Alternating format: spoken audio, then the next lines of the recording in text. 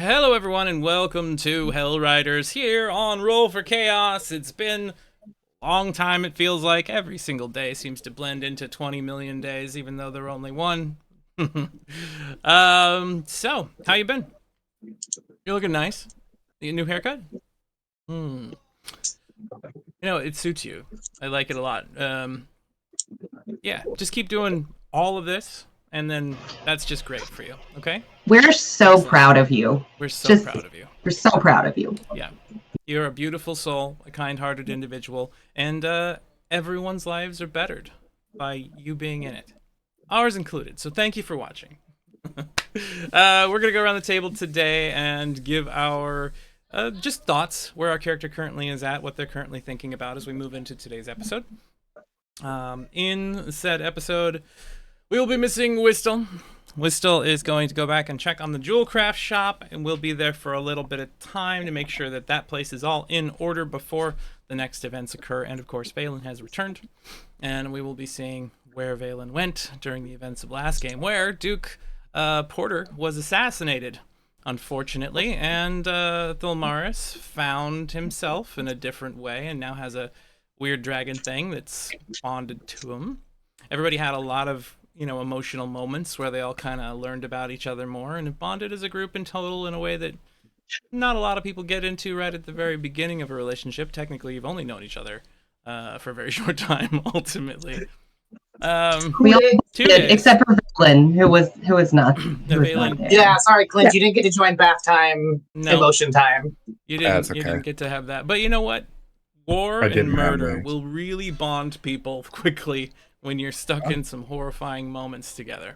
That's true, and we can all get together and force Phelan to bond with us True. now. Everybody's going to sit around the table, immediately begin the cult statements. I give consent. All right, so first one that's going to go today is going to be number 4. That would be you, Valen. So, Clint, why don't you go first and then tell us what you were thinking before the last episode had, well, right after the last episode had ended, after you came out of the Dungeon of the Dead 3. All right, my name is Clint, also known as Clint on Twitch. Love being here. Thanks for having me. My character is Valen, and he... trying to remember. It's been a while because I was on vacation. So we got out of the dungeon. We were trying to figure out the whole assassination thing. And I feel just like Valen would be like, yeah, we want to help people. We don't want people to die for whatever assassinating reasons. So I think he's a little bummed at this point that that didn't happen. But Yeah. also, I was kidnapped, I guess. So we'll figure that part out too. So just a little kidnapper. Just a little kidnapped. Just the tiniest bit of kidnapped. Thilmaris, your turn. Marquise. Everybody, I am party time. There's a whole spiel I'm not going to get into. But I'm playing Thilmaris, who is finally down to 1.5 personas after having multiple, and is very happy about it. And feeling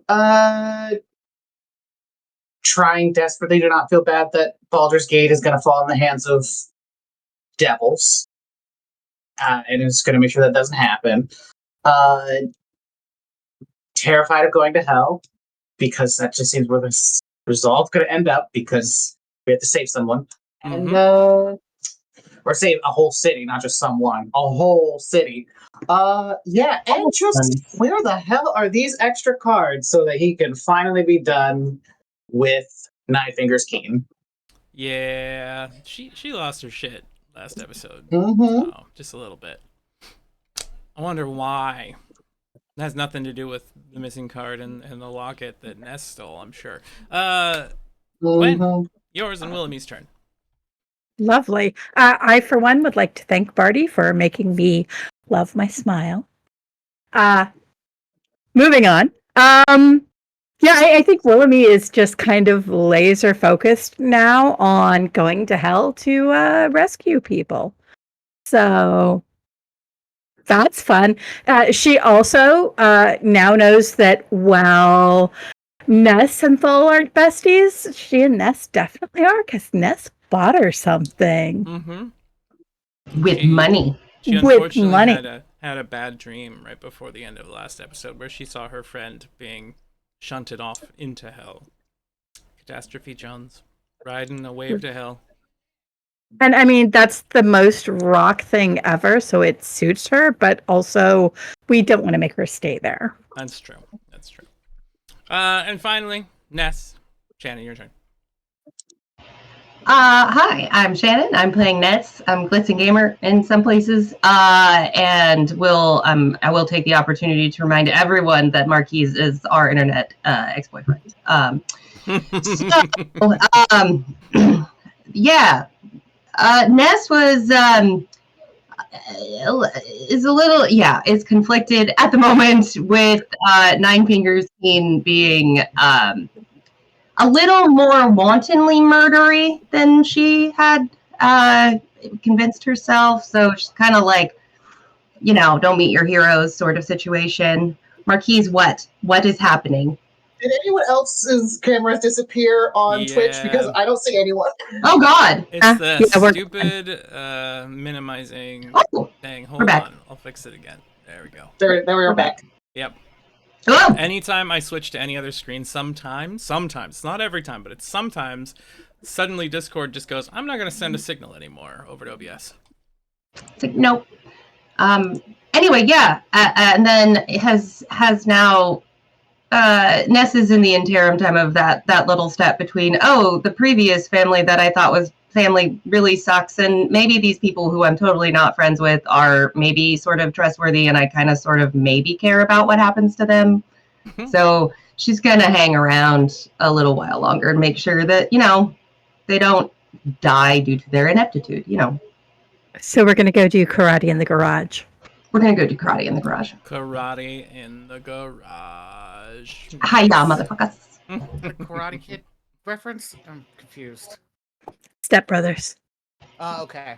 But I'm okay with the Karate Kid reference too, with the Cobra Kai, and we can, Also legit, yeah. Intellect. Wax on, wax off. Mm-hmm. yeah. I'll wax you off anytime. All right, Goodness. that's enough of that. Is it? I mean, Never. so we are going to pop into. I'm trying to fix my audio, so I quit peeking so much. There we go. We are going to pop into last time. So we're going to go back in time. Rewind, all the way through, talking to Keen, going into the Elf Song Tavern, having everybody stay the night there, all the way back to the streets, the assassination attempt, everything rewinds all the way back to where we see Valen standing amidst the group as they're having a conversation with Briff Bennings about his farewell. He's got to chase after his brother and leave, and he gives everyone hugs and then turns and takes off from the position that he's at, and as he's walking off into the distance, everybody knows that they have more to do. We need to head over to the refugee relief event that's going to occur, and everybody begins rushing across the street, heading in that direction as quickly as they can. And Valen, you stand beside everyone on the bustling streets of Baldur's Gate. The afternoon sun is casting long shadows as it begins its descent into evening. It's not quite night yet, but it's getting there. You would all just emerge from the secret exit of the dungeon, weary and bloodied from your encounter with the cultists of the Dead Three. So you're seeing merchants peddling their wares. You've got guards keeping an eye on a wary eye on all the crowds around. There are citizens moving back and forth about their business. Just an average day for most of them. Lots of people heading over towards the promenade, towards the, what did we call it again? The open, or the wide. It's called the wide. The danger is coming for the Duke, and you and your allies are attempting to figure out what can be done. So, you feel tired, you feel pained, you feel concerned for what's about to come, and then you feel something else. The wind begins to shift, and there's a strange sensation, almost like your feet are floating as you take steps, like your ears are hearing sounds that aren't quite there, like the environment around you starts to be wavy a little bit, starts to haze up, and as you look around to try to figure out what's going on, the world around you starts to fade, as if it's like growing distant. Your eyes are getting blurry, and before you can react much, as you stand there looking around, the sunlight begins to intensify. like a bright, brilliant light, almost as if you're standing under a spotlight inside of the noonday sun with, steam like rising around you. The rest of the world seems to fade away, and all you have around you is this brilliant golden glow, as well as this light. The light begins to twist into a form in front of you before a towering being coalesces right there in your view. A deva, a warrior angel of the upper planes. You've heard of them. You're aware of what they're supposed to look like because of scrolls and because of holy relics and things like that. They all have renditions and drawings and whatnot of them on there. He's clad in resplendent armor that gleams like burnished silver in the light. His wings, vast and shimmering in gold, stretch wide behind him. And there's a divine aura that seems to be floating through the area. It twists its head curiously at you. How do you react to seeing this? To being spirited away, as it were? Before I curiosity, is this a bad thing or is this like a good thing? Give me a perception check. Because that will change my everything. Mhm. Oh, great. Excellent. You get an 8. Well, I mean, it's going to Excellent. be up to your interpretation. There is an angel standing right in front of you. And you're not sure why. You're not sure if it's some vengeful thing. Have you done something wrong? Is there, like, did you fail the city so grandly that now heaven is here to smite you with divine retribution? Or is this for something else? So you're not sure. It's up to you to interpret the scene right now with that kind of role. Okay. So I'll just say, who are you? Who am I? His voice kind of echoes a little bit. It's a mixture of harmony and judgment at the same time. It's powerful. It's like something is just watching you and weighing and measuring you at the same time as like trying to make you comfortable. I am Seraphiel, the servant of the celestial armies. We have watched your path, guided by the light of your unwavering faith and the strength of your resolve. Seraphiel steps a little closer to you, his eyes bright with the fire of righteousness focused intently on you. It's almost painful, just his gaze. Your deeds have not gone unnoticed among the Hellriders of Elturel as a valiant warrior, and the forces of heaven recognize your commitment to the sacred mission put before you by Sylvanus. But the trials ahead are greater than any you have ever faced, and they will take you to the very edge of the abyss.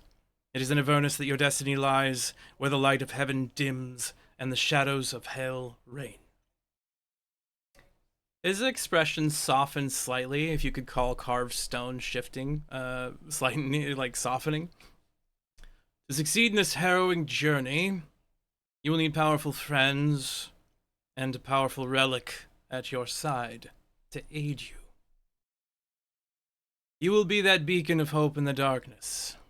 Sylvanus has already chosen you. You're already aware that you have a destiny set up before you that you must not fail.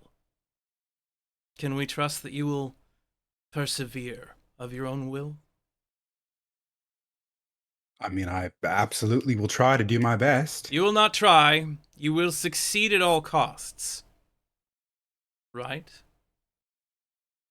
Yeah, I will. Yeah. Yep. Mm-hmm. Good.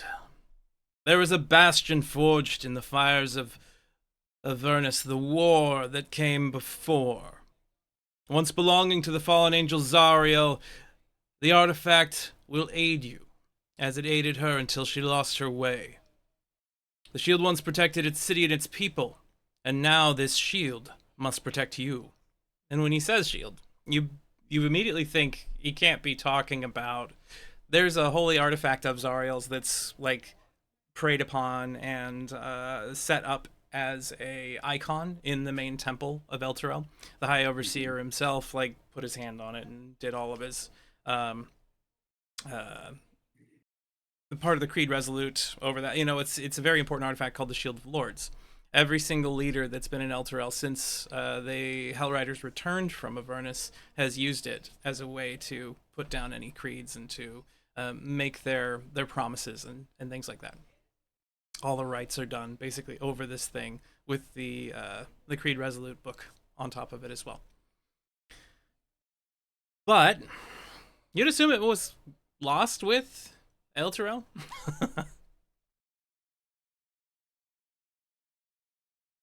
How do you respond?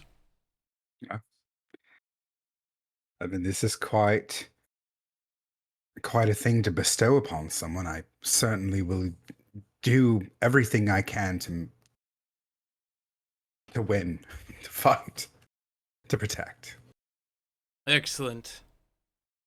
To gather the Shield of Lords will be your first task before you go to Avernus.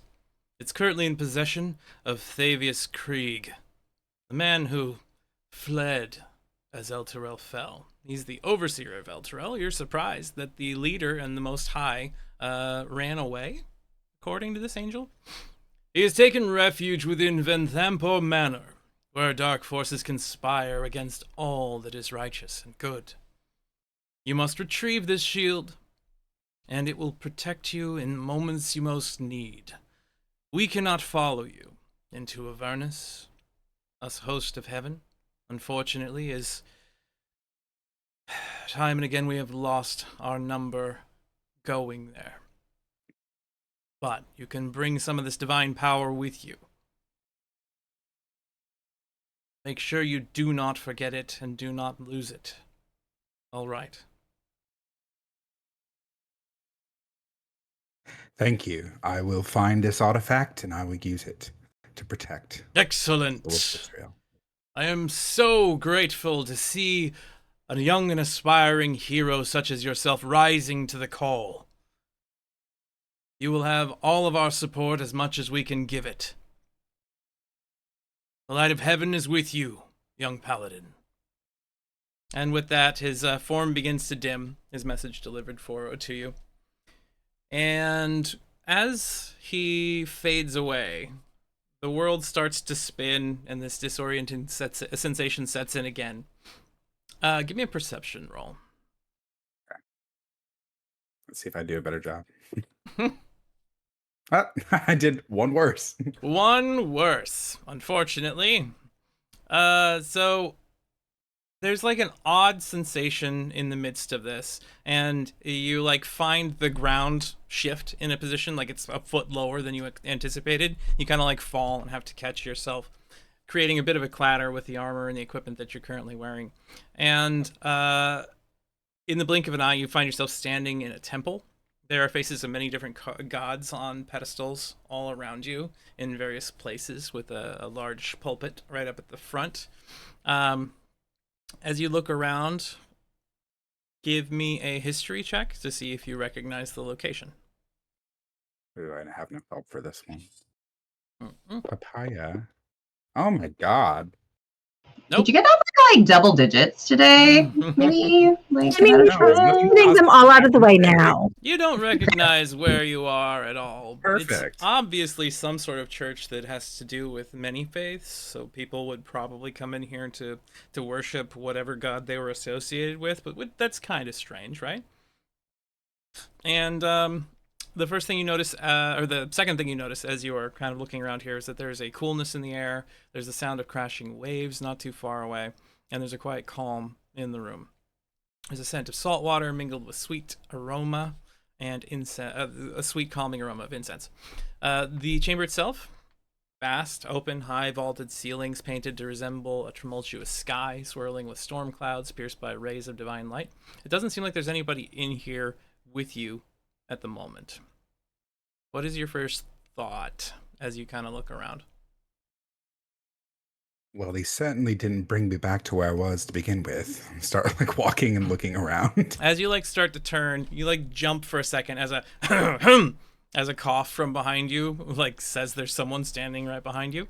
You spin around and you see an individual wearing a vicar's outfit, holding a holy symbol with multiple faces on the front of it in front of him. He's an elderly rock gnome. He's got a gentle appearance, a bit weathered, obviously eyes that are a little distrusting of you and possibly angry at you, standing here in the middle of the room.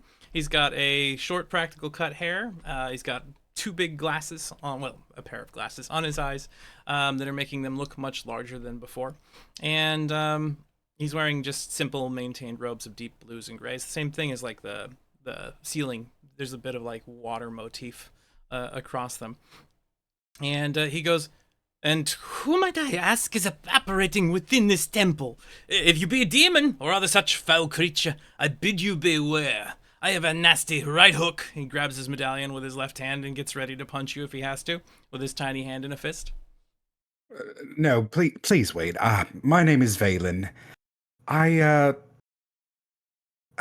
evaporated into a different place by Seraphim, and he put me on a journey, and then all of a sudden now I'm here, and I don't know where I'm at. Could I bother you and ask you, where am I? Evaporated. I could have swore. I'm old. I see things where I shouldn't. You're inside the... He tucks away his amulet. The Storm Shore Tabernacle. Storm Shore Tabernacle.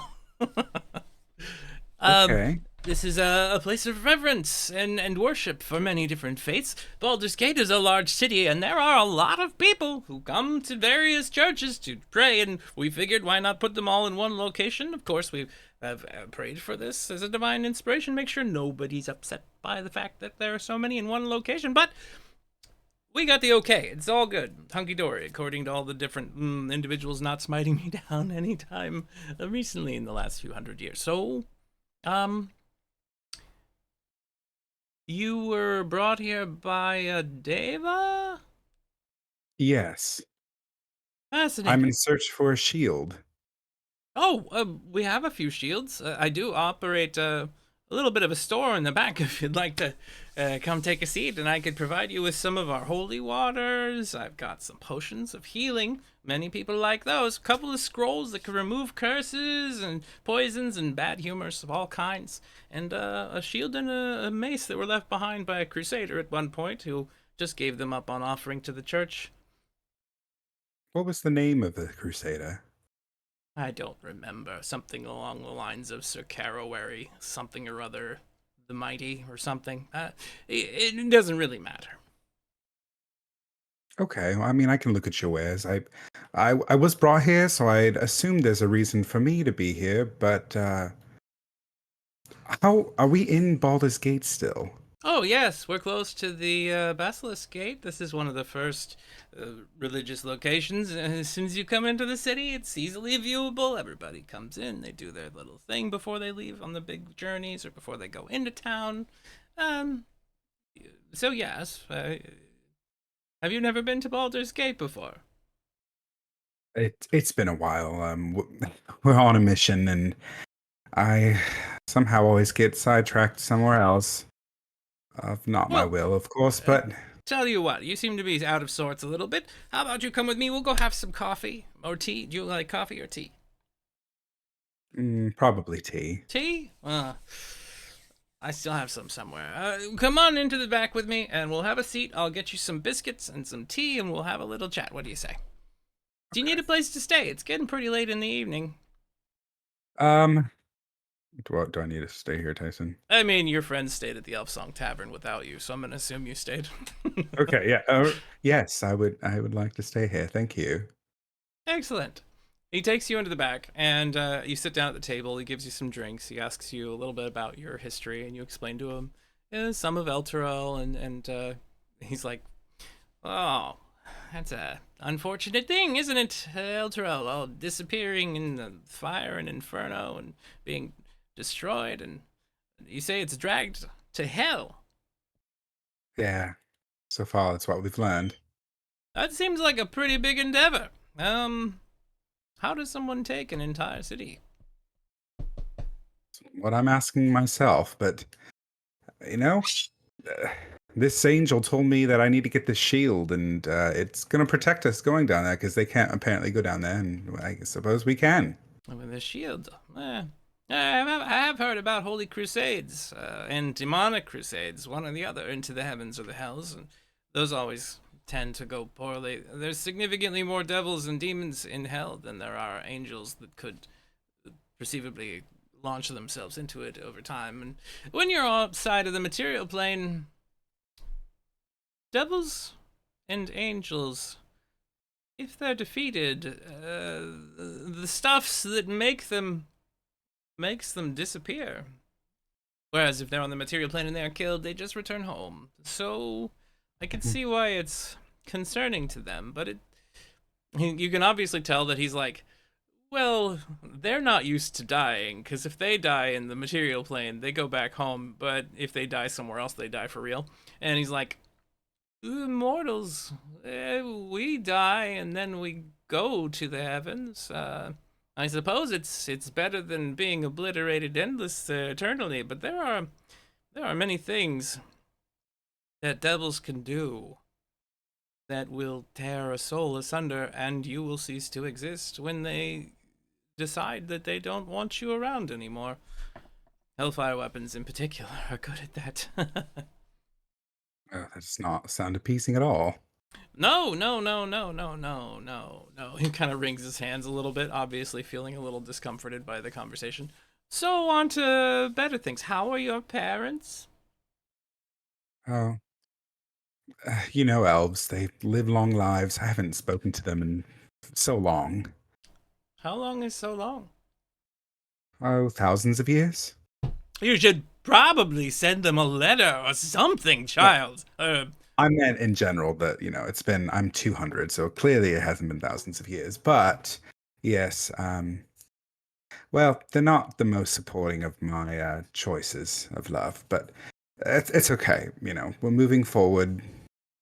It's better off this way, really. All right, if you say so, but yeah,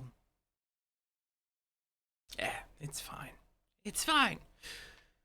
Well, I'll give you a bed for the evening, and then you can look at the stores in the morning if you'd like. And then, you know, you're always welcome back here. If you ever need someone to talk to, or if you want to pray to one of the various gods, or if you'd like to provide a donation to the church, we're always willing. How much money do I have? Let me think. Let's look at that real quick. Money-wise, it's under items, and it's down at the bottom. You have to scroll down. You have 48 gold pieces. What would be um like, I want to give him a little something because this is just a really nice thing to do, but also, like, I don't want to insult. It's a church. He'd take anything, really. It's not really an insult. Let's say I'll give him three gold. He takes a look at him and grabs hold of him. Thank you very much for your kind donation. And you just see the coins kind of just disappear immediately. As always, respect and appreciation for the divine is returned in kind. He just kind of bows his head to you a little. Thank you. And then he gives you a bed to rest on. It's a simple cot. It's not the worst bed you've ever slept in. You have plenty inside of the Hellriders that you've had to sleep on that were really uncomfortable. And this is just okay. You awaken in the morning to the smell of breakfast. He's up and cooking, and you can see a few other individuals have come in to do their morning prayers. There's a variety of people inside, and you look at his supplies. He shows you basically a big opening chest that has a bunch of things in it. The shield and the mace are both sitting within it, and there's a bunch of potions. Not that kind of chest. I got it. Sorry. And as you look at it, he has little tags that have reasonable requests for money that are upon them. They're offering some healing potions of lesser and more common varieties. Each one of those is the lesser ones cost 20 gold pieces. The greater or the moderate ones cost 50 gold pieces per each one of those. The shield is 12,000 gold, and the mace is 8,000 gold. I am broke, apparently. Even those potions are expensive. What the heck? Okay. Do you get a discount for divine right? I mean, I was pretty charming, yes. Do I? I mean, you could try to talk someone down to a little bit of bartering, but it's not going to go down far enough for you to buy it with what you currently have. Magic items, you're lucky to get one lower than like 300 gold for your typical magical item. I was just thinking about getting some potions because we used them all, but that's a lot for what I have. Well, you guys also still have stuff to sell, and you haven't been back to Zodge yet to get your gold or anything. Sure. But you can always come back, or you could go to other shops today. We have a few different varieties I think are going to be on the docket Yeah. for the afternoon Just for for a people. different shop. This one's a little. And you look at it, and he's like, "Anything catch your eye?" Unfortunately, I've got a few things of gold to pick up, and I don't have them quite yet. But Oh, I understand. You know, the life of a pious man is also one of many empty pockets. But you know what? Sometimes it's important to have good friends and keep your faith strong. He pats you on the arm and he sticks something in your pocket. well, thank you. And I'm. Should I look at it now or later? Probably later would be the the more appropriate Polite. thing to do. Well, thank you for your kindness and a wonderful night's rest. I probably should go now to catch up with my comrades. All right. You turn and you leave and you step out onto the streets of Baldur's Gate. You can see people with newspapers out on the streets. There's a bunch of little newsy children basically running back and forth.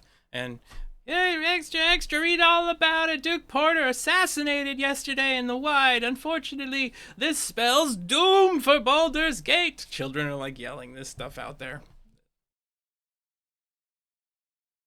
Well, it seems like our team didn't make it. Well, it's probably partially my fault for not being there. Looks up to the sky. Damn you, gods. You put your hand down well. inside your pocket at this point as you're kind of just waiting and thinking, and you realize that there's a potion that he stuffed in your bag or in your things. What a kind fellow. Put it in my You pull backpack. it out and look at it, and it's marked as a potion of healing. There's a 300 gold price tag on it. It's a greater healing potion. Oh, wow. Well, hopefully that prevents us from dying at some point. And then you proceed to start looking for your friends, or are you going to go? The Flaming Fist headquarters are not that far from here.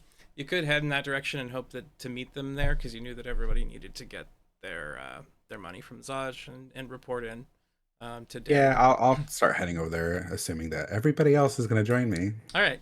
So we pop back to the other group. Whistler looks at you all, says their farewells, says that they'll be returning shortly after they go make sure that their shop's in order and protected and sealed up before whatever happens next happens. After looking at the magic books that Ness had, and then heads out the door. So it's just the three of you here right now.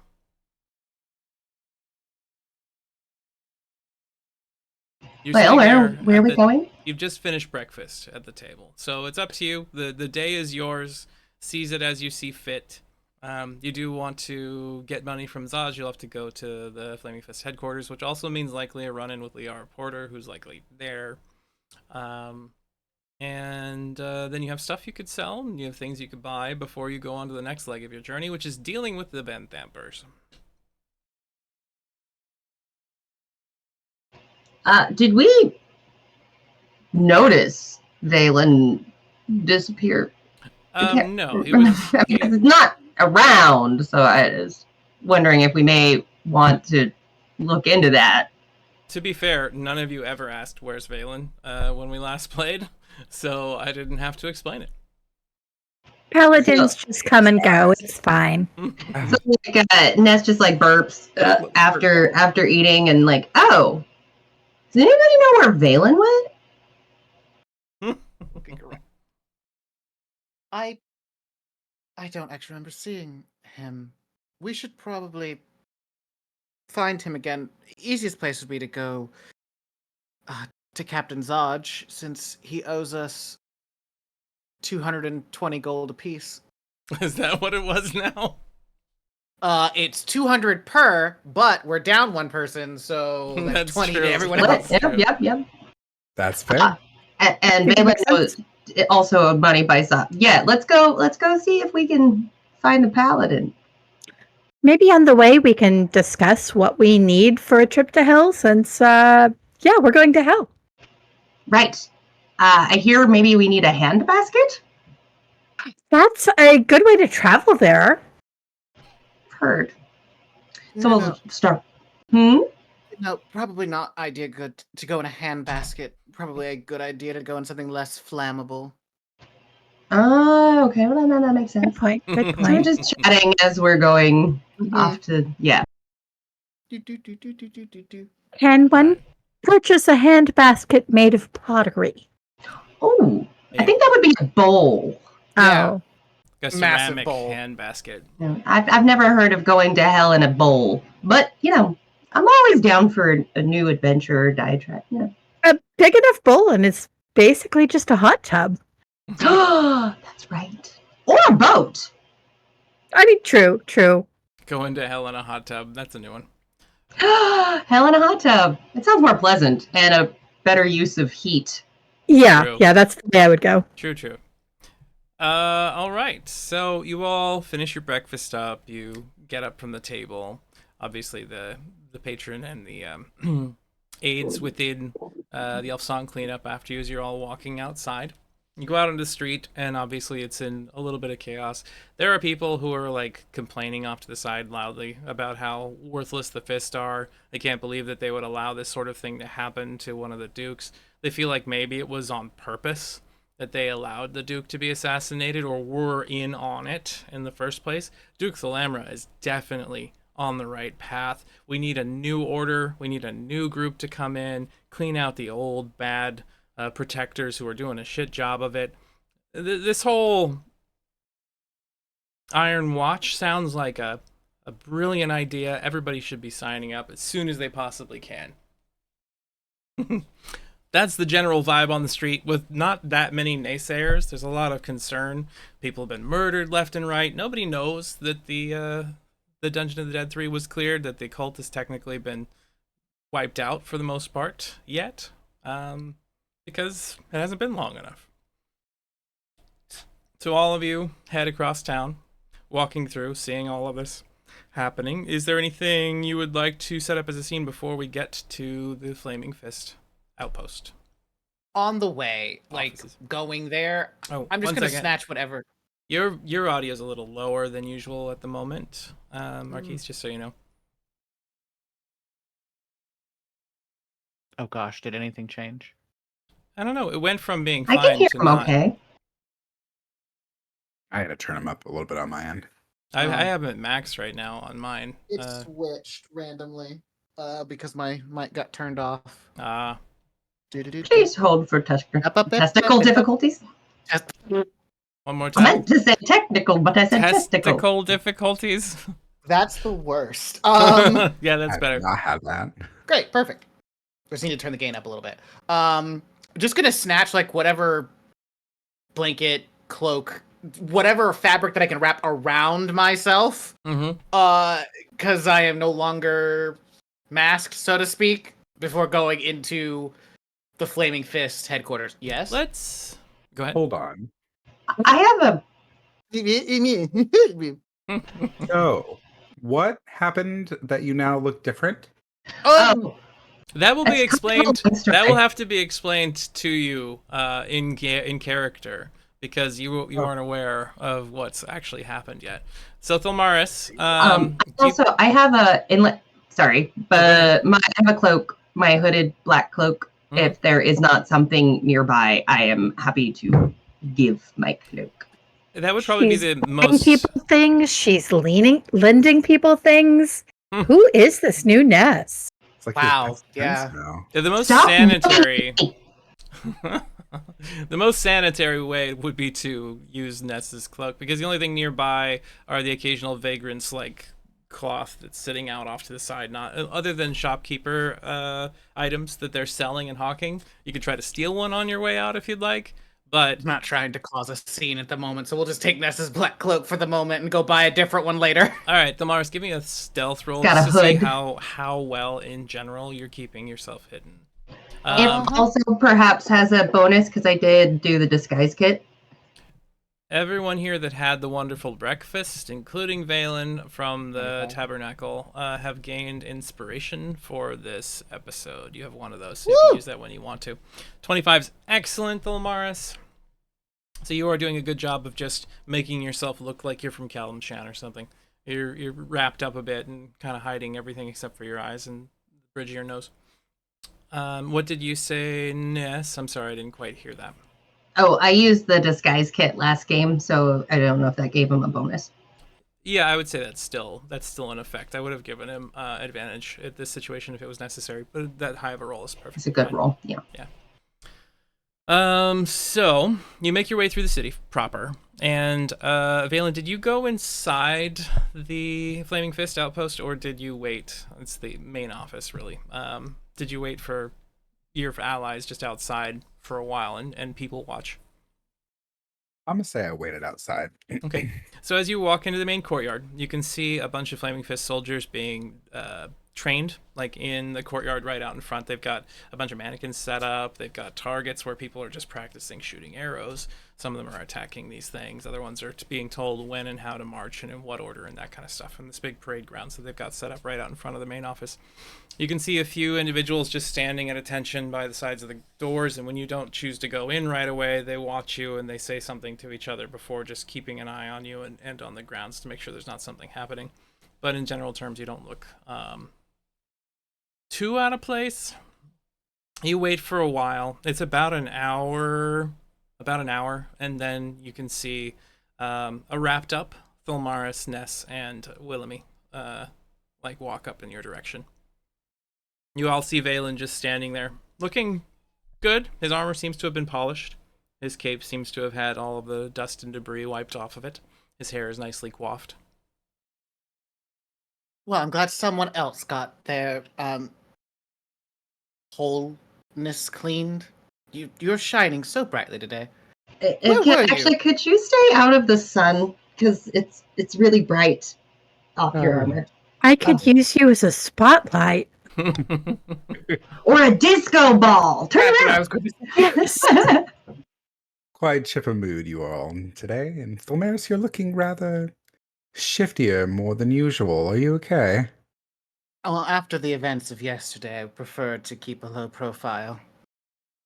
What events are you talking about?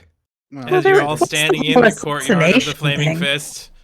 Oh, yeah, I suppose this is probably not the right place. Go to Captain Zodge. Let's get our money and go. Okay. So you walk up the short stairs, heading up into Zodge's office, or what it's supposed to be. And as you first enter the room, everybody behind you comes in as well. You see a woman behind the desk. So she's striking an authoritative figure. She's about 5'10". She's like standing behind the desk with her hands pressed on it in front of her. She's got a tall, athletic build. She's got a bit of salt and pepper hair herself, where she's just starting to gray. She obviously is someone who is martially capable, a good fighter. Her eyes are very, very focused on everything they're looking at, very intense. So that person, everybody else that has been here before recognizes her as Marshal Liara Porter, standing in where Zodge's desk would normally be. It seems like she's gotten here from outside the city and now started to taking over things. Her brow is furrowed in concentration as she scans the reports laid out in front of her. There seems to be some exhaustion at the sides of her eyes, like she hasn't slept. There is an almost furious look on her lips. There's basically anger simmering beneath her arms. You can see that she's obviously been upset. There are some broken pens in front of her on the desk as she's reading over what you can see to be the assassination report of her father. Before we start any conversation with this person, just gonna pull people backwards. You step in and suddenly Thulmaris grabs you and yanks you back out the door. Like, stop this! We'll hail down one person who's just running around to say, a pot of tea, preferably calming, green. You just grab the nearest person because that's a Flaming Fist soldier. Yeah, just I need a pot of tea. Do you have some? What do I fucking look like? Somebody who's just a concierge for you, my liege? I don't know you. Someone who can point me in the right direction because, and points at Liara Porter. Maybe you would like to explain to her anything. I would prefer to go in with something that would keep her calmer. Oh, my poor sweet lad. You've got to talk to Liara right now. Head right back out the way you came. And either keep walking and don't come back until she's done with this. Or, second door on your right, there's a small tea shop. You could buy something nice from there and pray. Well, considering the fact that we are the only ones who might actually have good news for her today, thanks for the help there, jackass. And we'll go find some tea. Yeah, and that is what you did right there. The wrong thing where you thought that was a person of capability. Now, what have we learned today? Oh, the fists are always bad at their job. You step around the corner and you find just the small teas, herbal teas and herbal remedies shop, called the Lavender Mist. Why not? And I love as it. you step into the shop, you see a halfling girl like sitting behind the counter, like just currently reading the paper, looking disturbed at it, and sipping a glass of tea herself. And as you all like step in, I'm assuming that Thalmaris has gone in first in this situation. She looks up. Yep. Oh, dear me, welcome to the shop, to the Lavender. What can I get you? What type of thing are you into? Do you want bath bombs? Would you like yourselves some nice tea? I've got a variety of different florals over here. I've got some from far off lands, distant over the way. The Merchant Traders Guild has provided us with some tasty varieties. I'm sorry, I'm not so good at this. What's the shrapnel radius on the bath bombs? Yeah, because oh no, dear, not explosives. That's not what I sell here. They explode in bubbles. It happens to make your experience effervescent and scented. I Maybe we recommend can use them. that in the hot tub to hell. yes, actually. So yes, do you happen? How much are your bath bombs? They are 1 gold apiece. Of course they are. Wow. Then Affordable.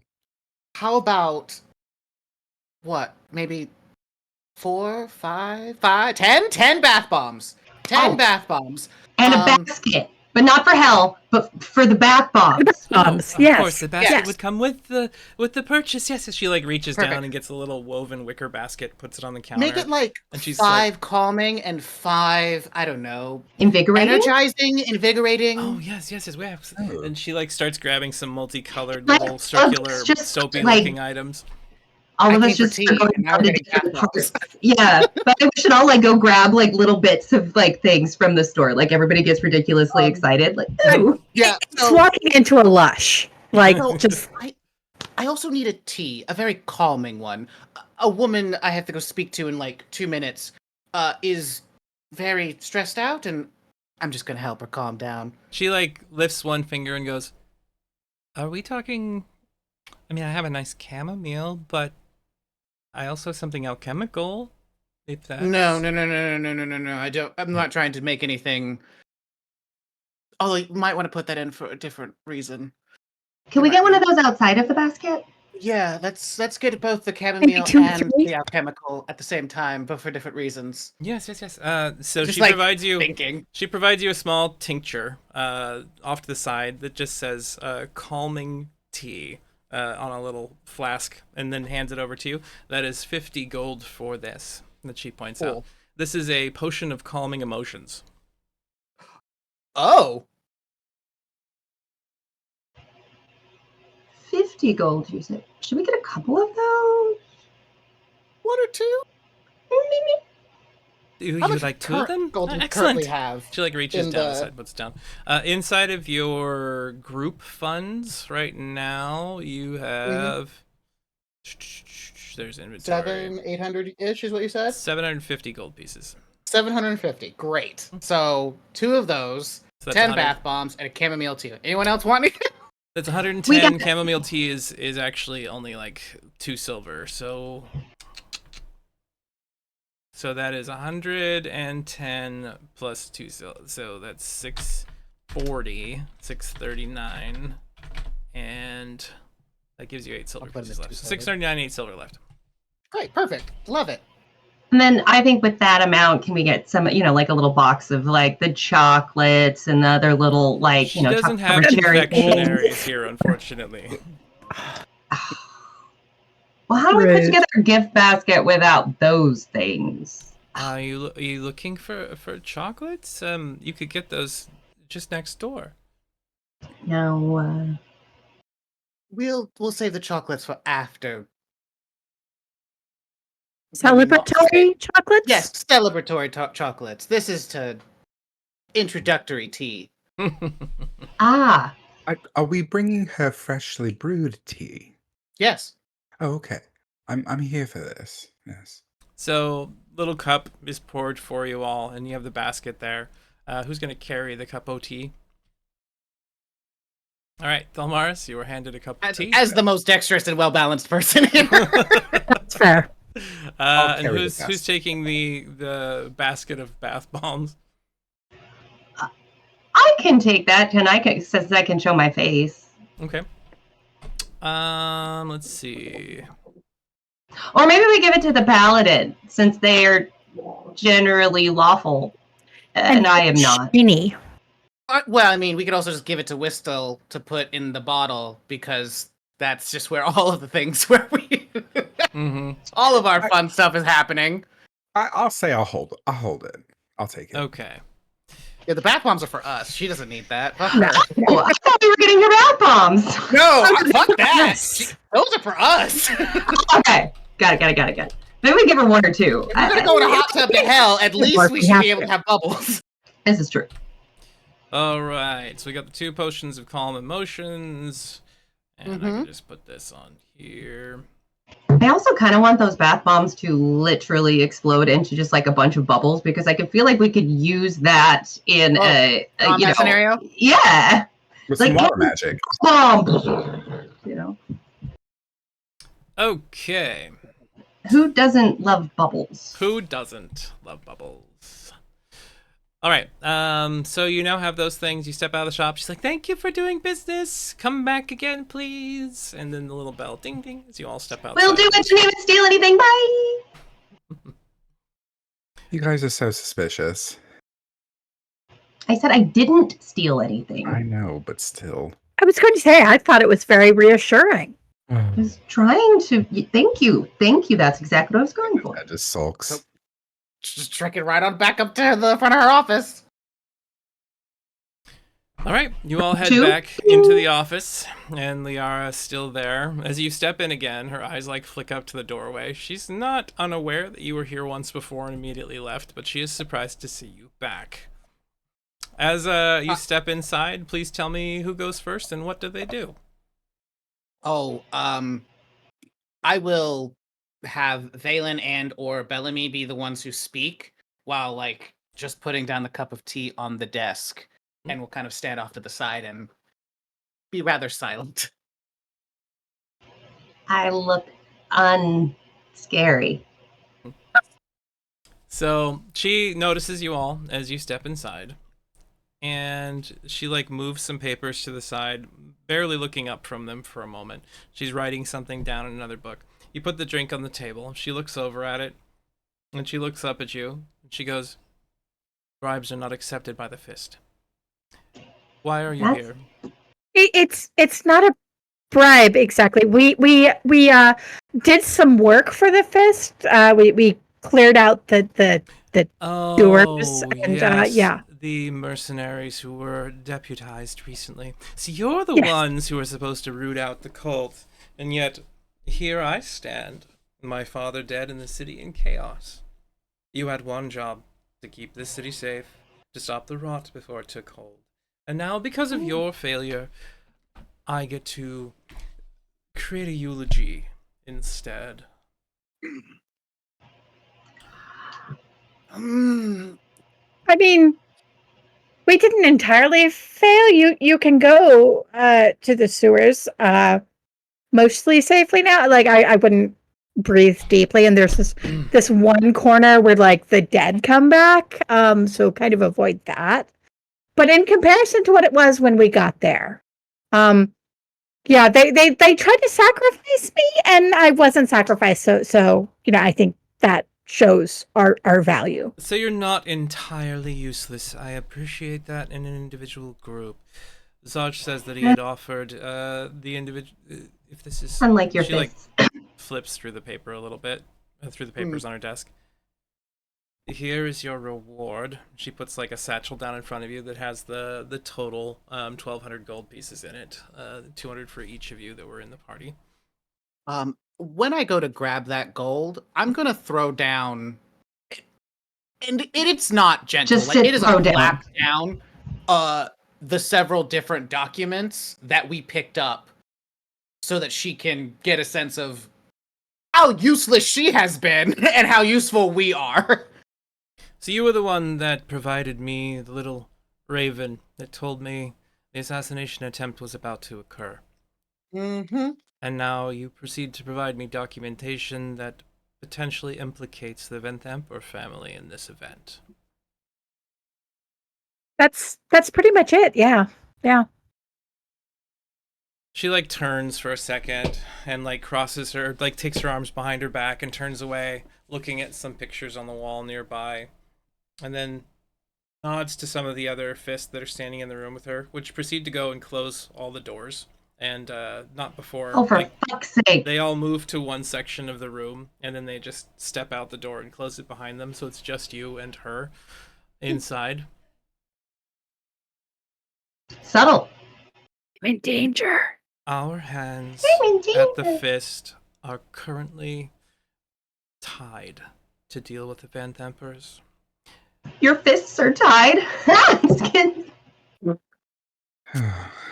Please refrain from making jokes at my expense right now. I'm delicate. Okay. Willamie will pick up the tea and offer it to her again. I like This coffee, might but help. I appreciate the offer. We'll Now, make a note of that. I want, and her like hands slam down on the desk, revenge. This Understandable. is an outrageous travesty that has occurred. For one of the dukes to conspire in such a way to cause so much chaos about the city and to destroy those that would protect it, I would go at this moment in time and grab a warrant from whatever dukes still remain, but Belinda Stelmane is out of her damn mind, and Delamra is the only other duke in the city. The people are turned against the fist. We do not have...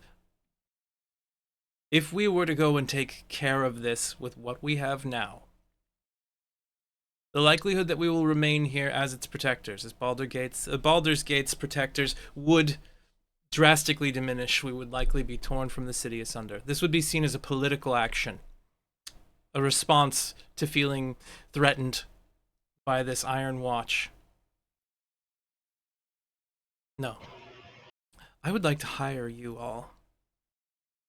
Either find me more solid evidence, beyond a shadow of a doubt, a confession would be better.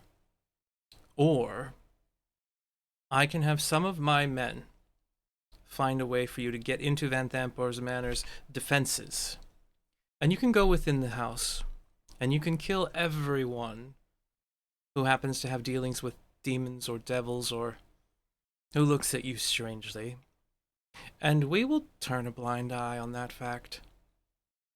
Understandably, we will have to distance ourselves from you after the fact. You may have to leave the city temporarily until things have calmed down, but you will serve no sentence from these actions.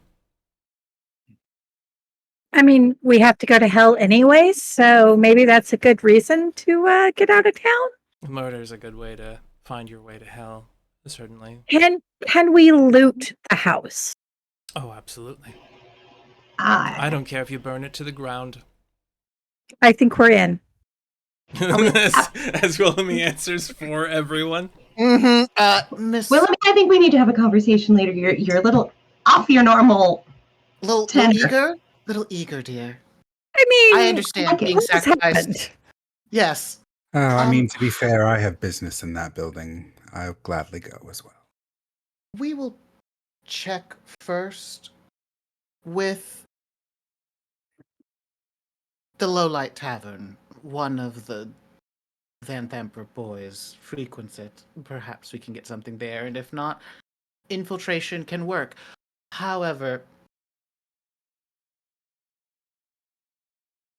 there is the deeper issue of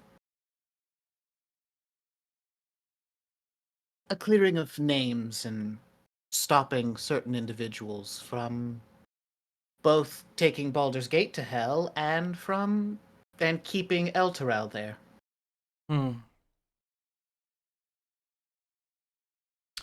What names are we speaking of, Elian? Does she say me? Yeah, as she stares at you, you notice there's recognition in her eyes. Do Ness I just, recognize her. Why? Ness just low key kind of Give puts me, her hand on a weapon, on like her dagger, not just low key. It's just a reaction. That was weird. give me a perception check. And you Sure. could do the same thing, Ness, if you'd like. Well, Or an insight, whichever's fun. better for you. It's a 10. And an 18. So,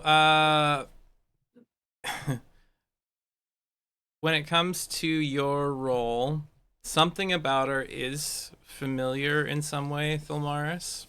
Mm. More as she was part of some sort of military operation, something like that. The security forces type thing.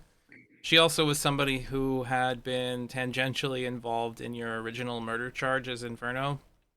Mm. And it's obvious that she was looking into your background a long time ago. And now that you no longer have protections, she rolled and saw right through it. Your current Oh, that's what that disguise. was. Son of a bitch. off of a 25? Damn. Yeah. She has a Do I plus 12 recognize to his name? investigation, and she rolled a 14. So that puts her one above your You do number. recognize that name, Valen? Elian, yes, give me a history check, because this was earlier than when you were a Hellrider when this happened. Yeah. So Elian Lightward is Gideon Lightward's son. Gideon Lightward was one of the chief priests in Elturel. Worked just underneath the High Overseer for a long time. Helped drive out vampires from Elturel when it was a problem a long time ago.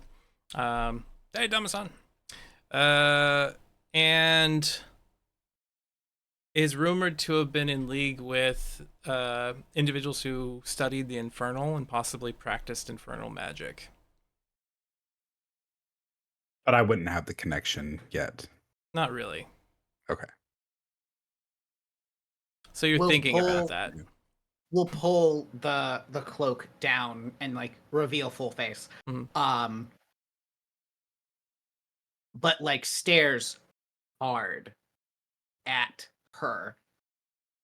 So Alien Lightwood. Ness, with your insight roll, you determined that this woman is incredibly shrewd, incredibly aware, and very, very focused on what she does. She takes it incredibly seriously. And she just recognized a criminal has walked into her room and is now making themselves a potential asset. It's obvious that you all are capable. You did survive a cult attack against a large variety of individuals, and if her reports are anything to be thought about as you look across her desk, they have confirmed that the majority of cult activity has ceased almost overnight since you had all been there. She is preparing to leverage something using Elian's history. that's what we call blackmail, children. But yeah, takes off the cloak and just like walks to the desk to stare directly at her. Alien Lightward doesn't exist anymore. Elian Lightward still has a record. Now you, Thilmaris, was it? You might be a young merchant's son. You might be a young cast-off nobleman from outside of the country bounds who's just decided to move to Baldur's Gate and has a small estate, nothing of great value, but enough to do well by. Or you might be slapped in chains and thrown into jail.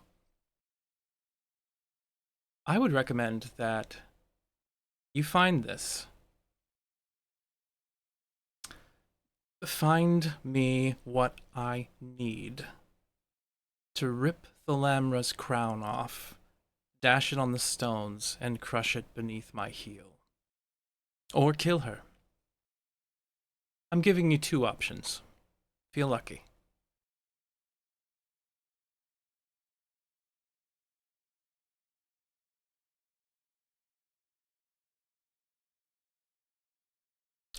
We'll kind of start moving the cloak back into place, and we'll just kind of say over like the shoulders, like, I have many different reasons for wanting the Van Thampers just as punished as you do.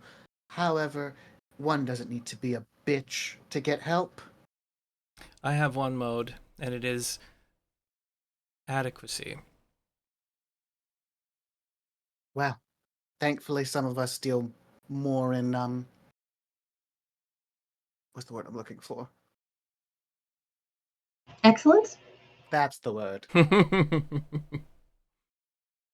I will get the job done. And that is what's going to happen today, hopefully with your aid. So, I have other things, more pressing things to deal with. If you seek to enter the Van Thampor Manor without finding additional evidence that we need, I would have you meet Captain Zaj at his office outside the Basilisk Gate, the original one that you had arrived at prior. He will be staying there at this point in time while I am operating out of the main city. He will give you a back door into the manor, and then from there, it's up to you.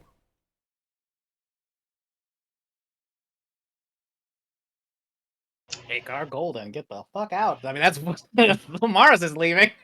As Ness walks out, she just slides the chamomile tea towards her. And you might consider switching from coffee. You're a little high strung. She just goes back to her work and just ignores you as she's looking down at the reports on her desk. Obviously having dismissed you. And then you hear the doors just creak open, and the fist soldiers march back into position. Jesus. I really want to steal something. I'm not going to. It's fine. Willoughby will just reach out and hold Ness's hand as they walk out the door. Right, like as Ness just goes like this to grab something, Willoughby just grabbed the hand. Mm-hmm. Okay, fine. you step back out into the city streets. We'll pass 220 gold to everyone. You see one of the guards standing outside the door. Go, shit. And he hands a few gold coins over to the other guy, who's like, ha! They made it out. Don't stab them. Don't stab them. Don't stab them. Willoughby's other hand, Hathel. It's like, thank you. Just drops a gold coin in your hand. And we'll like start walking towards the merchant district. I'm not mercantile district. It's the merchants district. Yeah. Merchants. So you start Merchants. heading in that general direction. But then of course there's the that's low town. happening, as we're walking in that direction, we'll like match pace next to Valen. Mm-hmm. Is there anything you want to ask? What happened? Clearly, you look a little different. Are you well?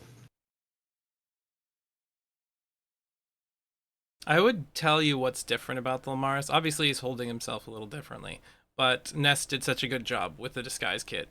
There's not really a way for you to look through it without a nat 20. But he took it off. No, he took his right? hood off. Yeah, no, there's a bunch I of used a makeup in place. disguise. Yeah, I That used one of my looks- makeup disguise kit. Looks very similar to what he did before. But we'll just say there were certain protections in place that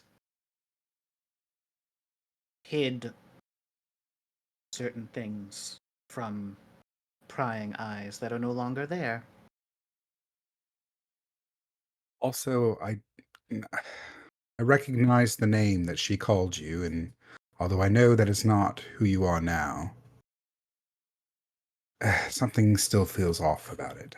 Ellie and Lightward is gone.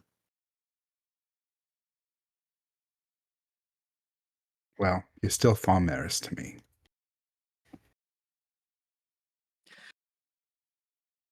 But you should know, since we're already here, and if you decide to kill me, that's your business. Why would I decide to kill you? Alien Light Ward is, in no small part, the progenitor of the reason why all of El Terrell is in hell. In that moment, you just see it. His face just kind of like confused, almost betrayed a little bit, but then he takes a step back. Ness hands some chamomile tea to Valen and then steps back. And drinks it. Paladins don't kill their friends. Maris. Hmm? You want who you were to be, and I understand that. And although sometimes we make decisions that we can't take back, I have a newfound hope. And I know that what you did wasn't to me. And what happened wasn't to hurt me. You didn't know me. But I also had an encounter with a Deva. Deva. And we need to get into Dan Dampa's manor. And I must, without any problems, get that shield that they have there. One that will protect us going down into hell. One that will make this journey possible.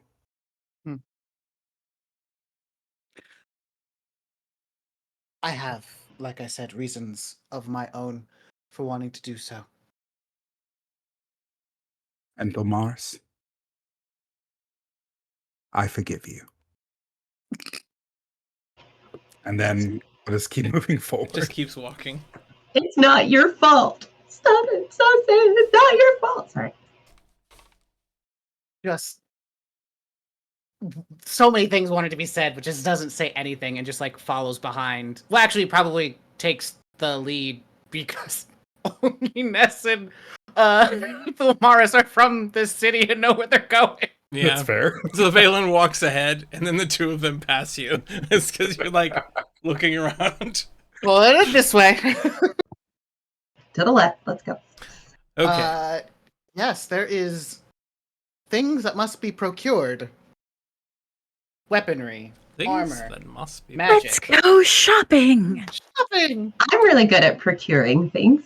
That's true. You are a procurement specialist. So Most of it. there are a few notable shops in Baldur's Gate. There's what are the ones called again? We have Joaquin's Promenade, which is just like kind of your typical little bit of everything here and there. You've got a couple of specialty shops. Both Ness and Thulmaris would know about Jareen's Market, which is like kind of a shady dealer type. Someone that ran some stuff for Thayan's supplies, so the Red Wizards of Thay and things like that. They obviously, you've hawked some wares there you couldn't sell anywhere else. There's also the what is the name of that other one? The Twiddle Fizz. Yeah, Twiddle Fizz. Yeah, the Twiddle Fizz shop, which is run by an eccentric gnome who has a variety of unique Gnome. items. I could not have guessed. First and foremost, we should offload those necromancy books at Jareen's. Yeah, that's Yeah. probably a good place to sell stuff. Ah, Yeah, there's no Sorcerer's Sundries in this module. no. There is a Sorcerer's Sundries, but it's under reconstruction at the moment as the previous owner Sad. has passed, and there's now a new ownership situation happening right now.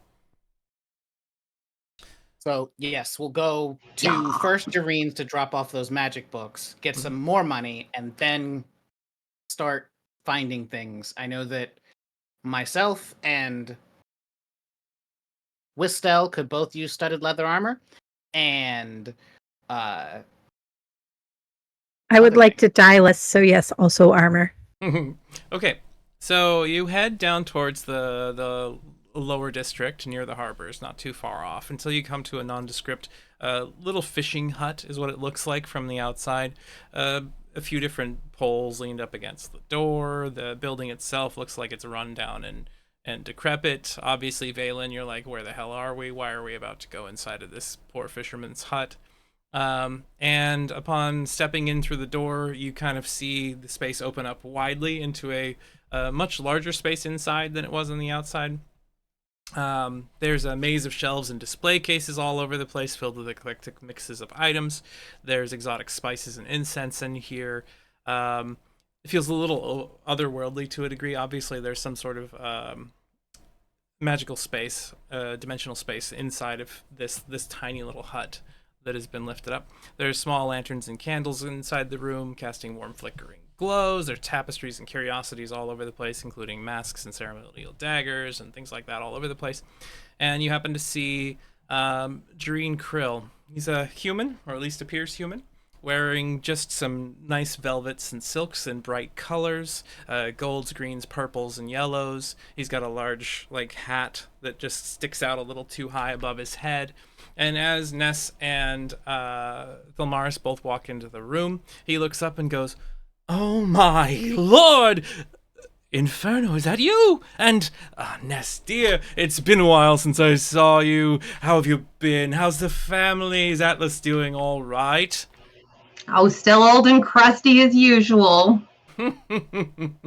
As always, what do I have the pleasure of your acquaintances here for today? And, guests, friends of yours, are they new members of the guild? Friends. Oh, They are friends for a different endeavor.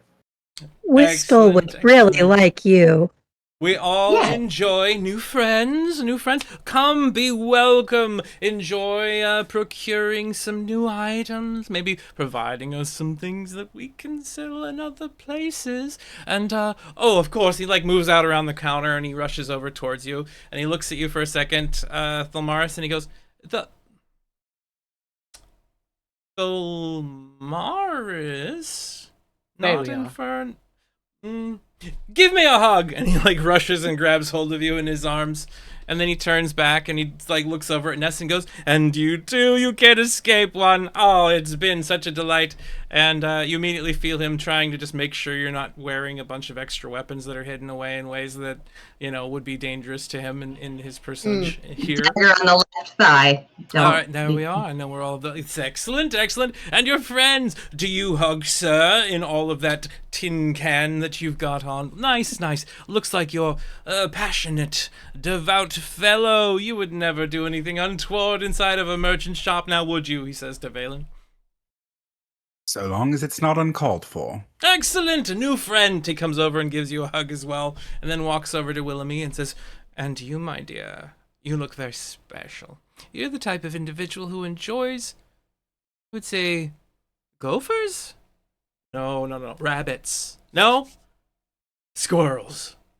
Yes. I've got one here for you." And he pulls out this little squirrel, wooden scrimshaw. My Willoughby is overwhelmed and just adores it. It's perfect. Well, this is a gift for you. First one's free. And he puts it into your hand before turning back and heading across the room. Just as an excess of caution, I would like to use insight, just as a glance on that before she puts it in her pocket. Okay. Give me an insight roll, please.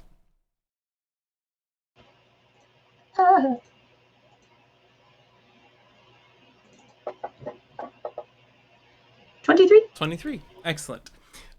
He has just placed something that can track where Willoughby is on her person with a magic spell. A finding spell that can will send him a message, basically, when he asks for it. I'll just keep that to myself for the moment. But on the desk, I will put the 3 tomes of spells.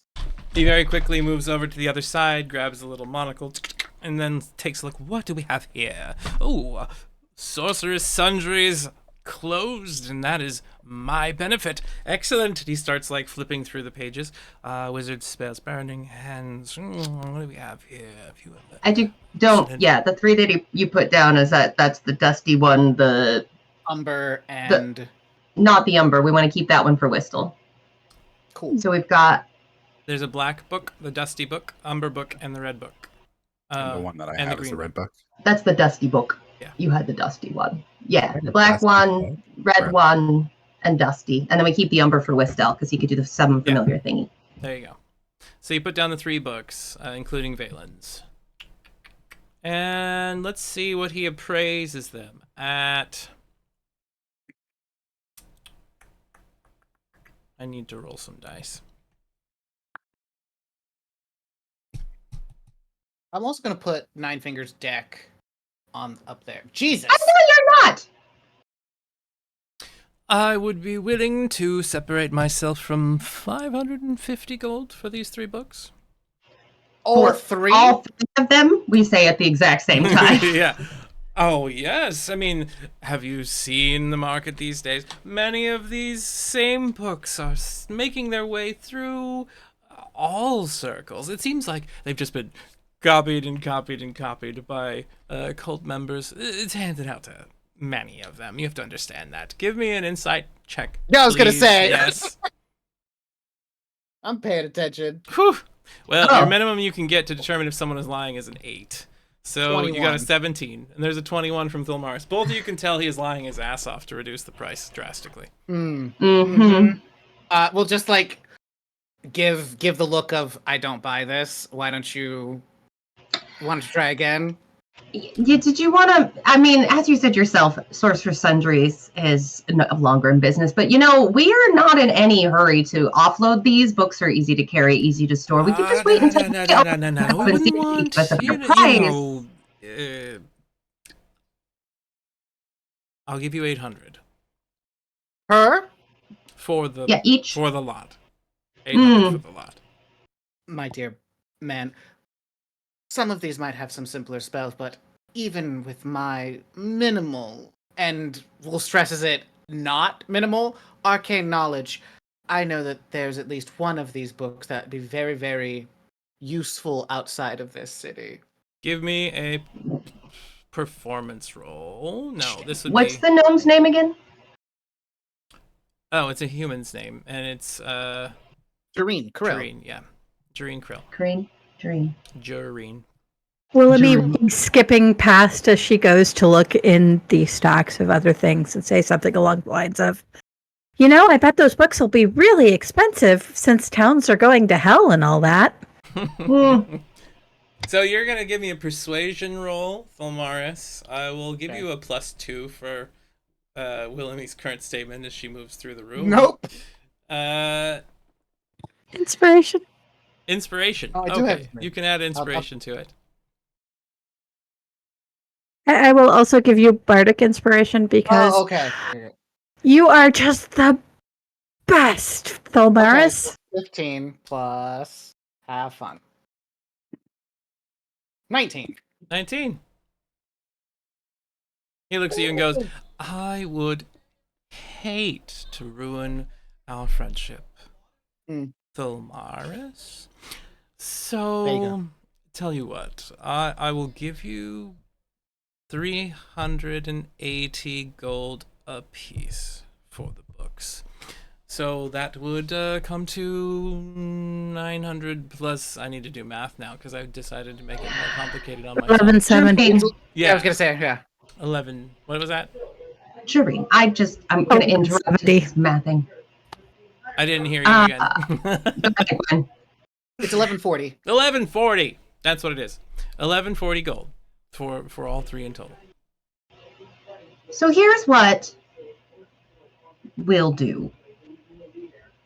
Going to keep these 3 books on us for the moment. We are in the market for some other items. Some of us are looking for some armor, some various things. So perhaps we can gather what we would like and then barter from there. Give you some time to remember we are friends and we've brought you lots of money and would continue to do so making sure that we keep our friendship intact. Does that sound like a good way to start this out? Give me a persuasion roll, please, Ness.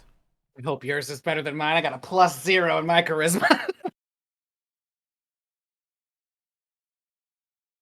Oof. He looks at you and goes, I am so sorry. Of course I would. Inspiration? You could use your inspiration if you'd like. Because I have one that was mine, right? Yeah. Well, Mars used your inspiration too, so make sure to D-check that. Yep. I already did.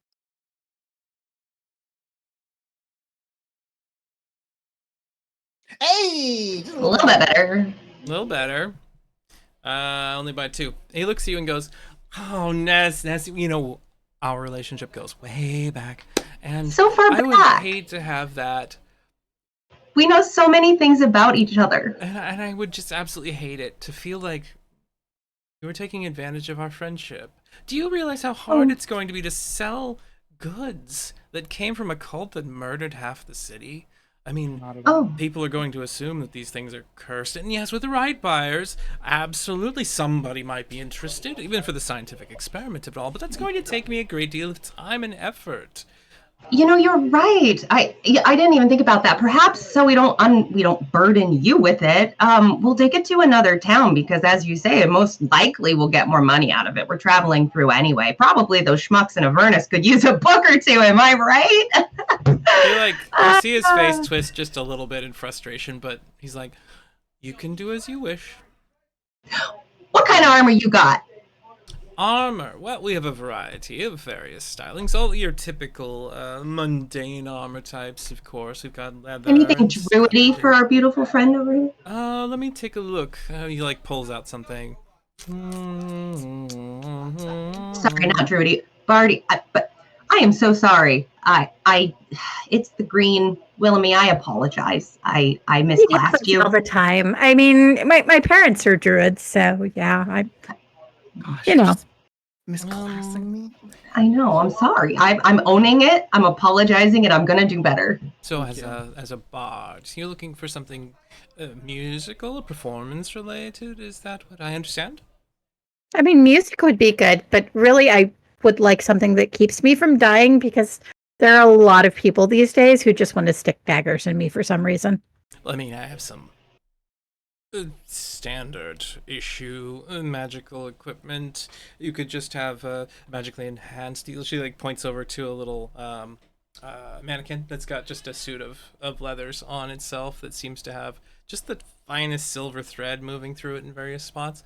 That right there would run you about 800 gold, but it is definitely something that'll help turn the occasional arrow and blade that might make its mark against you. If you're looking for something a little more interesting, I suppose, I do have this. He like reaches beneath the counter and pulls up a little red vial of something that he wiggles back and forth. Now this is a tincture provided by the Thayans that will make your skin itself harder and harder to penetrate by pretty much anything. It is a minor mutation, of course, but survival's important, is it not? Permanent? Absolutely. My mother has bark skin, so it's not unheard of. Can I Now, use it's a insight little again? bit painful when you consume it, but for 800 gold as well, I could provide you this. An Arcana check on what this might possibly be? Yeah, go ahead and give me an Arcana. Oh, well, they're arcana-ing. I'm going to insight. Oi. Well, 18. Between either arcana or us seeing things, we're going to figure this shit out. So the Arcana, you have no idea. Yeah. With the insight check, you can determine that he's hiding the fact that this is probably a little more uncomfortable than he's letting on for it. And while it doesn't seem to be a lie that it would actually make you more resilient, it definitely seems like something that is going to make certain aspects of your life slightly harder. Maybe we should continue looking at the armor. Okay. It's pretty. You know, if you Did wish you to say just something about avoid instruments? injury altogether, what better way than just to not be there, or at least not allow people to see you? He like reaches behind himself and he grabs a black cloak off the wall and he twists it around him, and you see him just vanish. And he pulls it back I out. mean, I have a cloak I of can do that too, shifting. although it might be nice if I didn't have to and I could just put and This is a cloak of shifting shadow. He puts it down on the table in front of him. It looks like it's made of fine gossamer thread. That's all kind of loosely hanging together. This would make you harder to notice when you wish not to be, and occasionally you can go completely invisible. That is 1,200 gold. Hmm. I mean, I can kind of go invisible on my own, so You said something about instruments. What do you have? Instruments. Let me look in the back. Give me some time. And he like moves away from the counter. Now remember, Scout's honor that none of you will be taking anything. I can tell. And you see him just leave the room temporarily as you're all standing there together now. Just like comes over to Valen. You are very quiet today. I'm just really taking everything in. It's quite an art you guys have seemed to skill in bartering. There we are. Did you not have a life before you were a knight? Well, of course. And did you I not don't do know. things that were a little outside of what He's legal. some might call outside of the law? Unfortunately, I never really had the desire, nor did it ever really present itself, so. But we're meeting all kinds of interesting people thanks to the two of you and learning new skills. Also, that Let's get a squirrel little- in your pocket has a sending spell on it and a location. Oh. Oh. Do we not want him to know where we are? Um, All information is useful information, dear, so sometimes it's just better that people don't know where you are when you don't want them Also- to know. Okay. It's quite interesting that, why does he need to know where we are? does that be part of the insight? Actually, great question. Why did he give it to you, Willoughby? What? When you were gone, where did you go? I don't remember. I just woke up in pain. Okay. Could- And Part of the insight check, Tyson, be knowing motivation on why. No, it wouldn't tell you the reasons why unless you had Perception? something that tied that together, like what he might be interested in it for. The only thing that you can ascertain based on his history and his connection to Thayans is that she's a unique creature. Being a Eladrin, it's likely that there are locations of power that she, her bloodline, or family members might be attached to. And if he were to follow those things around, he might find something marketable. That's all you can think of, though. well, Maybe a simple question might cure this curiosity. There's no such thing as a simple question in this line of work, my dear. more simple answers. Hmm. But we also you're have a so couple of cute. other things.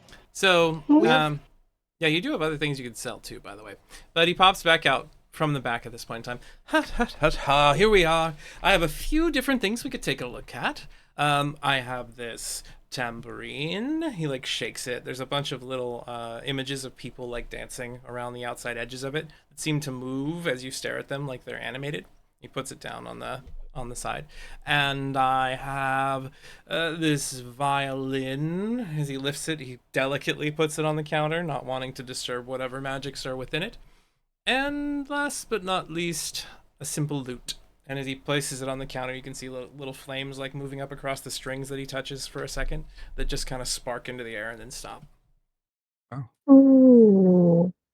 Willoughby will pick up the lute and just play a little You song, mentioned- maybe one that Catastrophe taught her. As you strum the strings, Through fire and flame. seems to like erupt from the strings themselves into sparks and light around you without burning anybody nearby. And he looks over. The lute of the dancing flames is sure to make any performance grandiose and brilliant, as you happen to see before you. It creates its own pyrotechnics. That is another 1350 gold pieces for that. It's just pretty. I mean, it's a neat trick, but Don't you have new bagpipes, anyways? Bagpipes. Yeah. Panpipes, yes, I do. panpipes. We play. Panpipes. Yes, panpipes. It's just, Yes, but slightly different than bagpipes. A little Yes, more compact. I really now want a bard with bagpipes, but I would like to be a bard with bagpipes. Maybe that will happen later. there any bagpipes back No. there? Bagpipes in hell, come on. I do not have any bagpipes, unfortunately. And, this is not just pretty. It can control flames to a small degree. Watch. And he, grabs a little candle and lights it on the side. He's like, play towards this, and imagine what you would like the flames to do. Grow grander, or emit more smoke. Although I prefer not that one in the shop. It's a little bit of a... I don't want it sticking to everything. I'd have to do a lot of cleaning afterward. Oh yeah, I'm not a fan of cleaning either. Okay, and Willoughby will concentrate on a memory that she has of the first time she saw Catastrophe Jones play, where she had just this raging fire behind her. It was a forest fire. Other people were trying to catch it, put it out. Totally not her fault. It was just, a good background to her music. Everybody, please roll a Constitution saving throw, except for Willoughby, as you and you start playing this lute very heavily, and you see as you begin playing it, immediately Jareen just puts his hands over his eyes. 12. 10 and a 15. So Valen, there's a bright, brilliant flash as this flame from this candle just goes boom across the room, and it leaves after image traces in your eyes. Thilmaris and Ness, both of you are temporarily blinded from the brilliant light and have to stumble back and blink. We're creatures of darkness. This is a lot. You could have warned us, Jareen. Yeah. I prefer to experience life in a grander way than to give it away. Come now. It was fun, wasn't it? I'll keep that in mind. You're after the after image of the brilliant light is starting to fade, and you're just kind of blinking it out. Listen, it's green. It means it stays, right? Is that when it stays? No, it will be gone shortly. You can do this twice per day, just from the magic intrinsic in the device, or if you happen to have control over magic yourself, you can channel your own abilities into it to make it act. You have my interest. And she will put it down on the counter and wander off, thinking heavily. Do you That's have her any mild interest. elven weaponry? Elven weaponry. Do I? Let me look through my stock Do- list. Do we want to do a quick break and then come back to shopping? Or at that time, and We can. Ness has to use the lavator. It's absolutely, I forgot what time we were actually running to, because I'm used to running games a little later. Yeah, we're going to go ahead and take a 10-minute break. We'll return everybody as soon as we have relieved ourselves. Wait, I wasn't going to say that. Anyway, we'll see you tomorrow.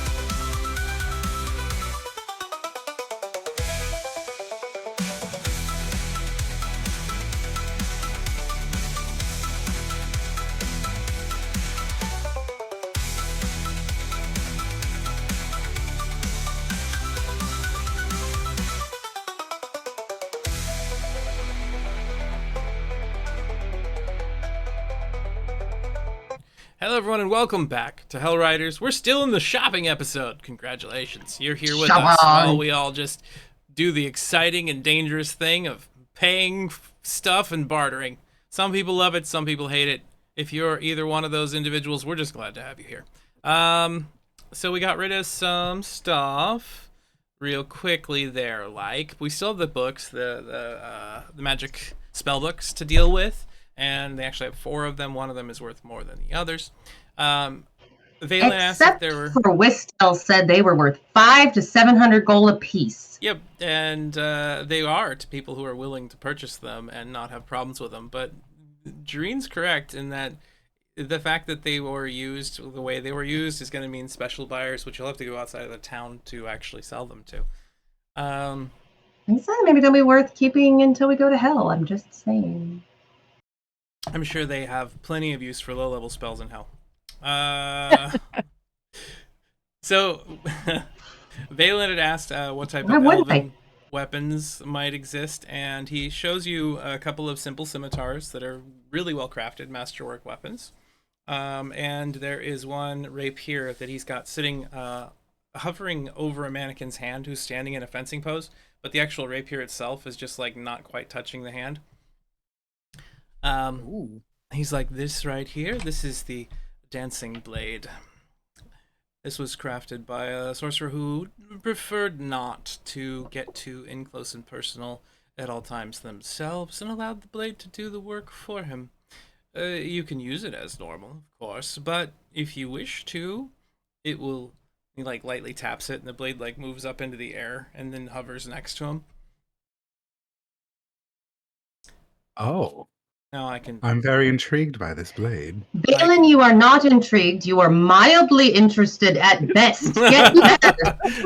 Jareen's eyes immediately catch that Valen was like, wow, that's pretty, that's delightful. And he goes, for you, sir, the best deal ever, 2,100 gold, and you will have it. It will be your companion for life. Even when you replace it someday down the road, when you find some sort of epic, godlike gift that's presented to you by the heavens, this can still dance at your side while you swing your massive weapons. And I know you like them massive. Are we back in Turkey? I feel like we're in Turkey. Oh my gosh. Lamars looks at Jareen just like, 1,200 gold. Do you kiss your mother with that mouth? 2,100 gold, sweetheart. 21? Again, do you kiss your mother and grandmother with that mouth? Oh, not since I was a child.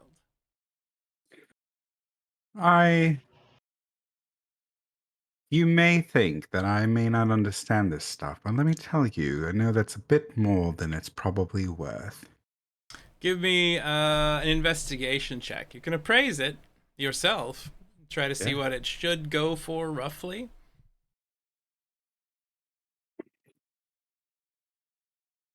Let me use an inspiration for that real quick. Okay. That sounds reasonable. 2,100 gold, perfectly reasonable. Oh No. Oh, absolutely. It's you that's think been, it's like, probably literally Deal of the year.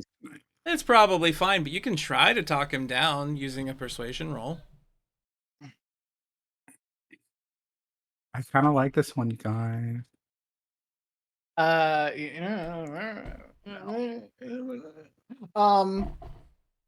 I still think it'd be advantageous for us to just maybe earmark the things that we might be interested, find everything, and then do kind of like a package deal at the end. Yeah, that's probably a wise idea. And you had something to sell potentially, is that correct?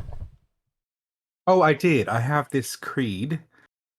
Mm-hmm. And here, let me pull it out of my pack for you. This Codex of Creed Resolute. A creed. Yes, this artifact. Yeah, Creed. Honorable people do these things. So you take out these- this book that has been used in Elturel for a long time. Obviously, no longer necessary since Elturel is gone. And you place it on the table before him. Please roll perception, everyone. There's belongs in a museum.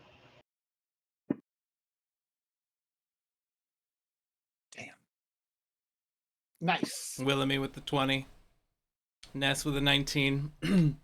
So Valen takes the creed out and places it on the table. It's a relatively nondescript book with just like some Elturian writing on the front of it that just describes it as what it is. Both of you do know that there's some sort of magic associated with it, but as you put it down on the table in front of him, both Willamy and Ness see him look at it and then squint for a second and then like look up thinking about that. I think you broke the magic on him, and now he is questioning his existence. You can tell he's doing mental math. And then he looks back and he goes, oh, my dear friend Valen, what a wonderful book you have presented me. I haven't seen its like. I know a couple of antique dealers. Just nobody you would know, of course. Might be interested in a paltry thing like that. Could definitely take that off your hands. Say 8,000 gold? 8,000 gold for this? That feels a little low. So low. I'm sorry. What does this Codex Creed do? Give me an Arcana check. Dirty 20. Dirty 20. Dolmaris, as you think about it, and as you reach back through the history of Elian Lightwarden, in order to pull an entire city to Avernus, some powerful rituals have to be done. You also have to get the permission / approval / signed away souls of everybody in the city. This object, everyone that was a citizen for Elturel placed their hands on this book and pledged their life to the city, thereby tying themselves and their souls to the fate of the city. If it was pulled into hell, it was because everyone gave their permission using this relic. And now you recognize that that same magic, in the hands of the right people, could be worth a lot of money. Immediately pulls that book back. Hey, And, Jareen's hand goes on one side of it as you put your hand on the other, and he says, "This isn't yours to take, it's his." It's everyone's. This was loot gotten from the Dead Three, and it is just, it's something. It a is little something more of valuable. great value to a member of the Hell Knights, if I am correct in your attire. I'm assuming this is your holy relic, and absolutely has something to do with you, Valen. What do you say? 8,000? You know what? Your friends have some misgivings. I understand. I'm willing to go as high as 12,000 gold. The look on Vilmaris's face, it's not anger, it is fear that this book leaves our presence. Feeling cutie. Just That's a really nice rapier you have. oh no, the book is gone after Ness rolls to seal it. No, I'm just No, this would go against everything that he would stand for. Well, you have The no idea souls why and lives. Thulmaris is behaving this way right now. Valen did please roll shed a some light 15. for me. Do you want to sidebar with him real quick? Valen Yeah. also rolled a 15 in But Arcana. he was I don't know. talking if my that helps. brain. That is true. And Valen, he's- you do sense magic on the book, but since you've been around it so often, it's something that you've always sensed on the book. Talk to my brain, please. Like you're You just making that have to- motion. You're making that motion, and he like stares at you, doing. He can't anymore.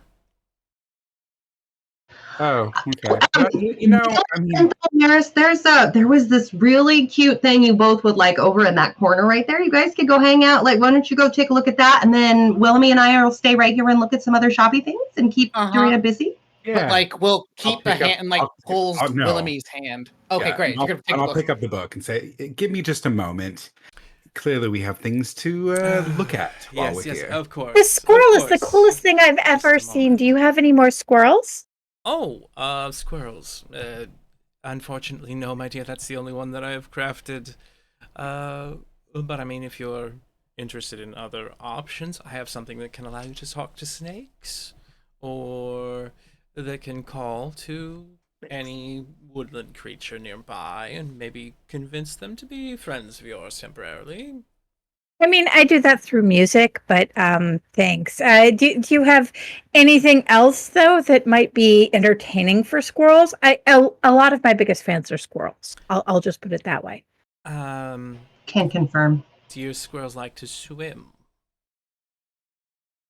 Do squirrels normally swim? You're over in the corner, Valen. So here we go to the corner where the two of you are now standing. Obviously, something has shaken Thulmaris very heavily about you trying to sell the creed. Ultimately, Valen, you don't feel like it's necessarily something that needs to be kept anymore. Elturel's gone. There's no... I mean, if they return and people want to continue following the Hell Knights order and continuing to do their magic rituals and whatnot, that makes sense to you. But anyways, so the two of you are now standing in the corner away, kind of whispering to one another. Please tell me how that scene goes. He will like get right into Valen's ear, trying to whisper as softly as possible, and just say, "Just because we save people does not mean that they are free from the bindings of this book. Their pact has been made until it is broken by the one who made it. Their lives are eternally bonded to this book. Whoever has power over it can do whatever they want with those people. In Jareen's hands, that is an entire city's worth of people. And the sky is the limit for what can be done." Okay, I think I understand. We probably should hold on to it a little bit longer. Maybe give it to someone that is worthy of protecting it. It's not. It's something that has to be broken. We would need to find a devil who can break the pact of this book. Only a devil can break this? Only there is no force in all of existence that I'm aware of that has a better understanding of infernal legal procedure than the Hells. If they want to be truly free, even when they come back, this book has to be null and voided. But with devils, things always come with a cost. It's never course. free. Of course. Are we ready to make that sacrifice? To save an entire If- city worth of people. Yeah.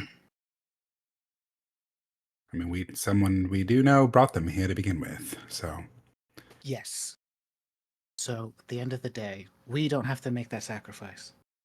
But putting it in anyone's hand, this much power in anyone's hands, doesn't matter how good they are. Inevitably, it is going to corrupt someone, and someone is going to make a mistake and do something terrible. Look at Duke Van Thamper. I don't think Right. anyone would have thought that she would sell all of Baldur's Gate to hell, but here she is. Okay. Yeah, I think we'll hold on to it. So you turn around and at the moment, Also, that's a nice rapier. engaged in a conversation with Willamy, looks over and sees that you're not willing to sell the book at the moment.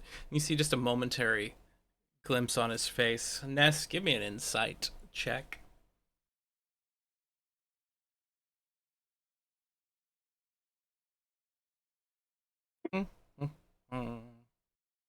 Da da da da da da. With a 14. 14, but I win. Yeah.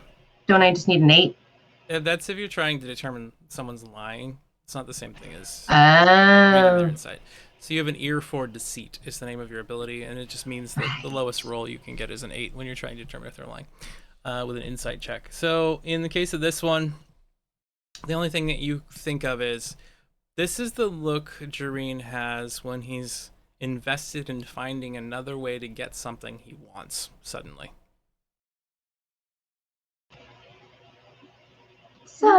Just put that somewhere really safe, Phelan. Like So, in your armor. friend, was there anything I can offer you that you're interested in? I mean, we have not made any sales, nor have I purchased anything from you, and time is money. So, I guess the only thing I would say is if there isn't any. The scimitars are of interest, but we can always come back and grab some. Masterwork scimitar. And for armor, nothing really out of the ordinary. There's a few different pieces that are out there. So he goes, oh, armor, yes, we were going to discuss that as well. I have a couple of moderately enchanted pieces here that you can take. Let me see, what is the price for +1 Studded leathers. +1 studded. And then if Willamy wanted any of the instruments, Yes. there were. And the rapier.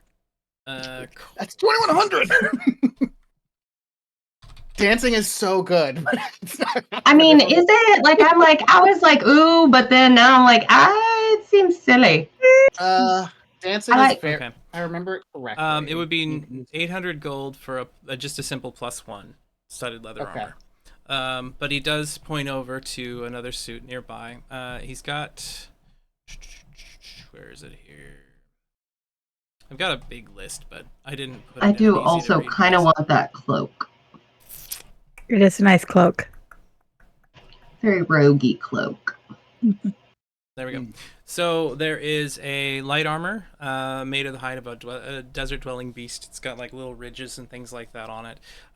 It happens to have visuals that when you look at it from different angles seems to shift somewhat. And he goes, the armor of the shifting sands. This here would make it much harder to notice you in certain types of terrain, as well as providing you a great deal of defense against fire. I know that might be problematic for some of you, especially if you stand too close to candles when Willamy over here is playing a new lute that I'm sure that she's going to buy. And temporarily it can shift you in and out of a plane of existence, protecting you. just for a short period of time, but that may be exactly what you need. That is 2,200 gold. So you said 800 for the +1? 800 for a +1 suit of studded leather. Uh-huh. Okay, well, we'll put the 4th book down, and the flaming flaming spear. The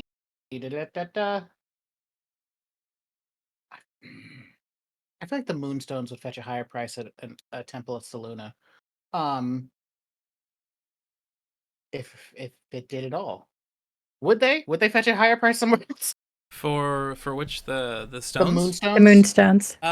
If they were at a temple, it probably would go for a little bit better. At least you get a more reasonable price. Okay. Jareen probably has. I mean, you could ask him what his appraisal for them would be.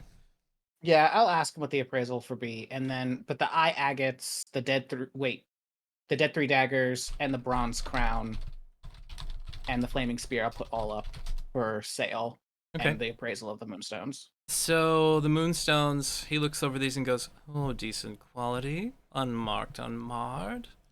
I'd give you 30 gold apiece for each one of these. The agates, less rare, 10 gold apiece." I mean, about what we would That's- get for the moonstones. We might get a little bit Yeah. more at a temple, but That's Who wants to go to a temple? Ugh. I just came from one. It was a really nice fellow. He might give us more for it.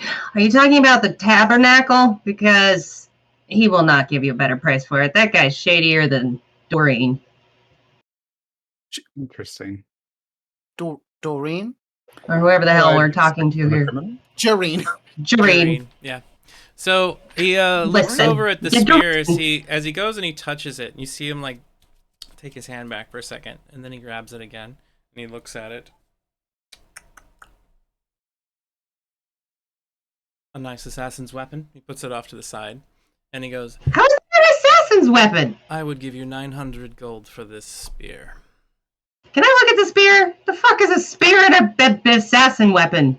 Give me an Give me arcane that. or arcana check. He like really Oh. look out of his hand. Like, I would actually think about them like, assassin. I like that.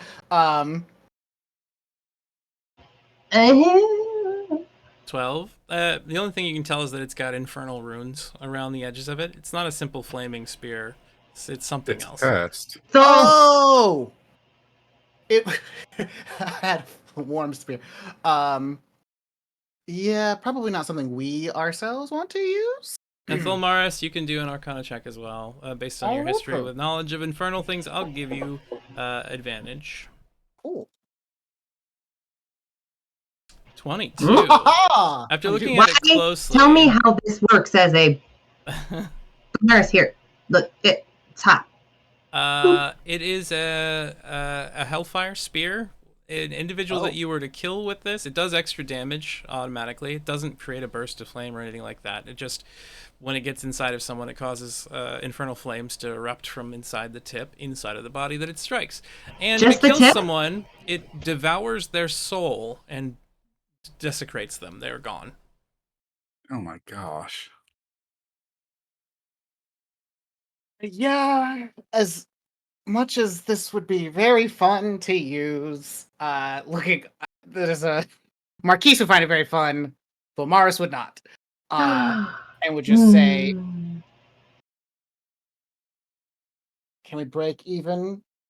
Does the 900 sound about right, or should it go higher? For you, it's going to be hard for him to find a seller that is good aligned in any way. Mm-hmm. Yeah, so It's probably But the the best sale- place to sell it here. Finding things here because we're doing this individual appraisal thing, which I mean is useful.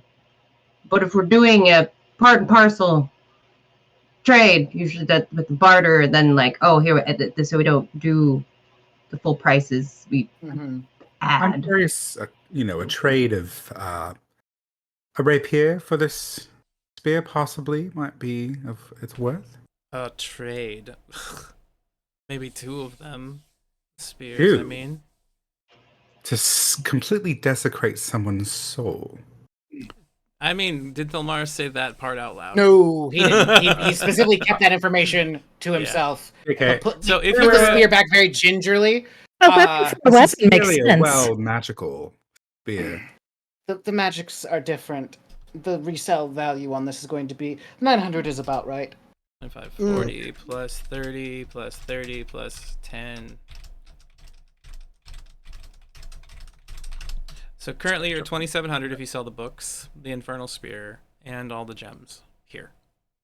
2,700. Yeah.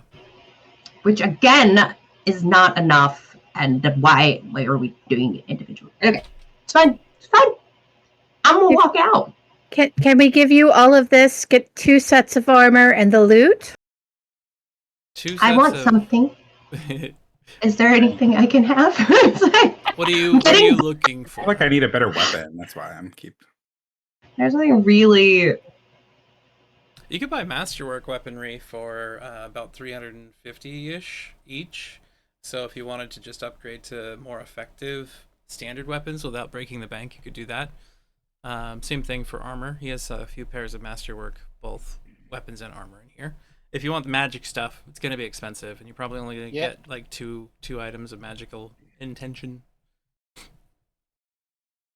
Maybe 3. I mean, currently, between you have 2,100 gold pieces in your party, and then if you sold the other pieces, that would put you at 2,700 plus 2,100. 4,800. Yeah, so you'd have $4,800, 4,800 gold pieces that you could use towards a few items here, and that's without selling Tiamat's crown. Holding on to that one, probably for hell. I mean, I would be fine with the Masterwork Scimitar. What does the Masterwork Armor do? It changes the carrying stuff related to it. Let me see. Masterwork armor.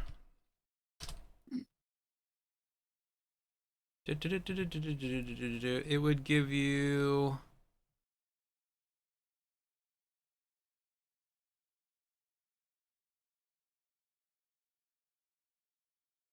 Masterwork. There we go. Armor check penalties would be reduced, and they're easier to rest in. Okay, I don't need Masterwork Armor. But the Masterwork Scimitar, because that'll give you a +1 to hit, so it's always nice. Do we want to invest in the +1 armor? Or do we want to wait? Not I'm yet. okay with just getting regular armor or masterwork armor. Yeah. Yeah, studded leather for my just regular studded for myself and for Wistelar. Which comes to 45 each. Mm-hmm. Okay, so that's 90. 350 plus 90 is 460. Did you want anyone else? Valen, you should get a rapier, at the very least. I was trying to. The dancing one is a little pricey. Okay, we have to come back for that one after we raid the Van Thamper Manor. What other rapiers do you have in your store? Let me see.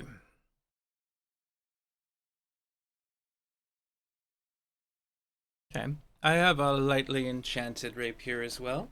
Just something that helps it find its target easier. That is 500 gold pieces. Sounds little bit better, I suppose. No special effects, of course, just good old-fashioned capable.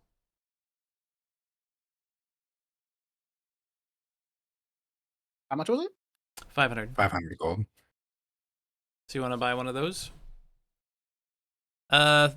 Ness, what are you looking for?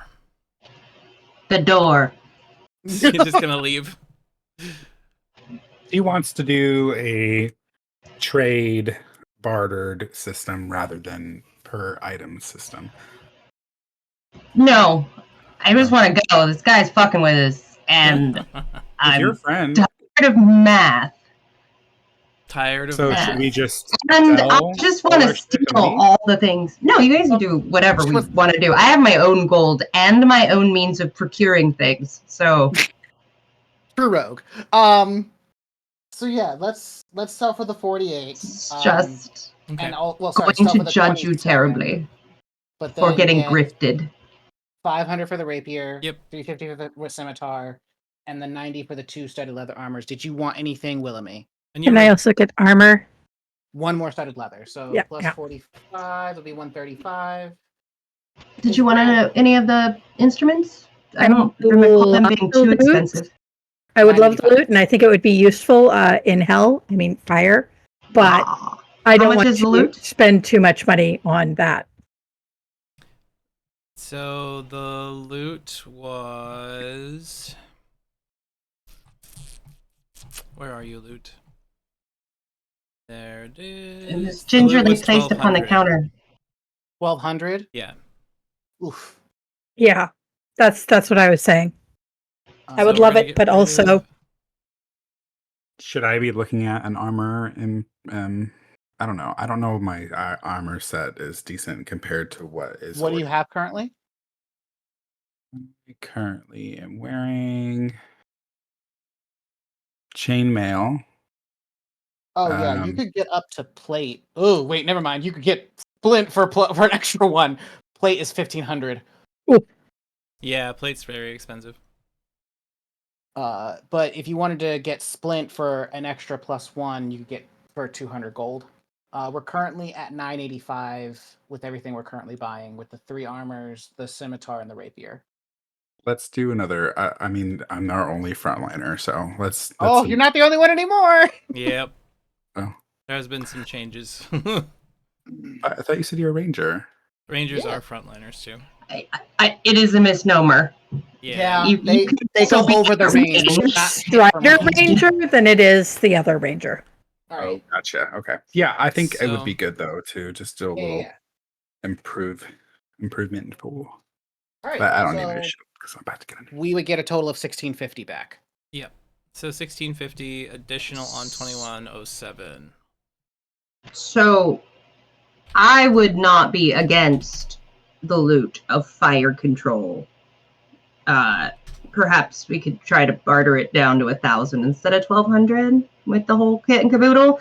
But I do see the value of going to hell with something that can control flames. Just saying. Yes. So Thilmaris, you wanted 2 masterwork scimitars. No, just the one, Just the one. Okay. because I wanted to check Twiddle Fizzes if they had a hand crossbow. That would be a little fun. Okay.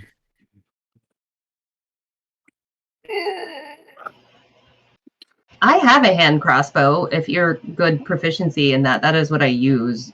I have a hand crossbow too. It was just Okay. I wanted to see if they had a special one. Like a fun one. Okay.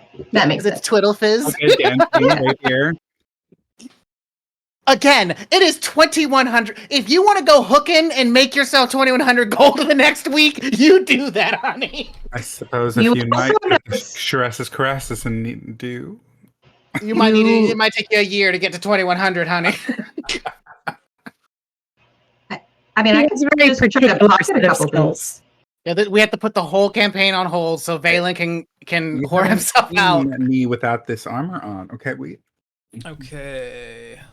All right. So can you describe what you've got so I can make sure everybody's got them on their sheets real quick before we move off from dreams? So the rapier that was 500, I don't remember what it had. Who's a +1? Yep, +1 rapier, masterwork scimitar for myself. Mhm. The studded leather for myself, for Willamy, and for Wistelar. Whistler. And the splint mail for Me. Valen. Okay, let me get that. And the fun part of looking around at stuff for a while and getting this all in place. Studded leather for Whistle. We're going to remove this. And that's equipped. Excellent. Armor's 13 for Whistler. And then splint mail for Valen. Inventory, what are you currently wearing right now? You've got chain. Chainmail, we're gonna unequip that, and we'll just sell that too to give you a bit of money back. And we're now looking for Splint. Where are you, Splint? I wish this was in an order that was easier to deal with. Logic? We can't have that. It's not in alphabetical order. Like, it goes from scale to half plate for some reason. Yeah. Inside of here, it's all just confusing. I have to go through them all, like, one page at a time until I find this crap. Ugh. Yeah. You don't have to do it right now. You can do that afterwards. There's no control in there. It's fine. I just want to make sure I don't miss out on any of this stuff when we Appreciate move through it. here. You can't. There's no search. Control F. No, because of the way that the system kind of recognizes everything that's in this, it takes forever for it to load when you do that. So it just doesn't work. All right, we got Splint Mail. That has bumped you up there. And I can put the chainmail on here and sell it immediately, which gives you like another 37 gold pieces back, which is nice. You're at $37.99 right now before the loot. What else did we buy? So that was the scimitar for you. That was the chainmail, or the Splint Mail, and the 3 studded leathers, and then the +1 weapon. Did you want a studded leather, by the way, Shannon? Because that would be good. I haven't been hit. There you go. Not being in the action means you don't get hit. That was the only one of the reasons I was looking at the cloak. Do you want the cloak? How much was the cloak? I believe it was also right around 1,200. 1,200, yeah. Starting price. I mean, I wouldn't mind Ness having the cloak for 1,200. Ness kind of wants to steal the cloak. Ness can do whatever she wishes. This just seems like the worst place to steal from. We can offer him more fun. We could offer him conundrum fruit. Also, I just have to get to the cloak, and then I can be invisible. He's already used the invisibility effect that only works once a day on it. Well, then I just Misty Step. Oh. It's okay. Let's. I don't like this person. I'm gonna assume that I like Twizzle Fizz, and I speak Gnomish. Okay. So, was there anything else we bought from here? Did we get the loot or not? Do we want to put the loot in or not, everyone? Let's do the loot. I just there's only a few ways in which this is no offense, but only a few ways in which bards are useful in combat. And I feel like having that loot would help that a lot in hell. Okay. So $37.99. So it's not selfless that I think Gwen should have that. It's because I think it will benefit all of us. It would be useful. Exactly. So that leaves you at $25.99. Overall? Yeah, that's how much you have left in total. $25.99. Cool. Yep. Cool. And that's the party fund, correct? What was that? Is that the party fund? That's the party fund, yeah. That's not personal. Is that including the 1,200 that we got from Liara? Yes. Okay, good to know. So this is Loot of the Dancing Flames. There's $13.99 in the party fund because everyone else should have. Oh. No, it's $12.99 in the party fund. Because everyone should have $2.20 of their own. Cool. Okay. Loot of the Dancing. Okay. Then just like a quick hop over to Twiddlefizz and then we can talk about. Well, I mean, I guess we want to do the Low Light Tavern first to scope out for the Van Thamper son rather than immediately storm the gate. I also need to make a quick stop by the park. Okay, and I need to put that spell on here. Pyrotechnics. And then that'll be done here, and then we'll go over to the next place, and then we'll continue from there. Pyrotechnics. There it is. Okay.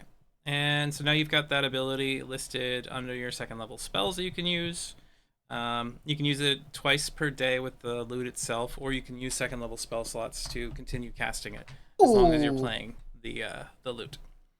I have blind fighting.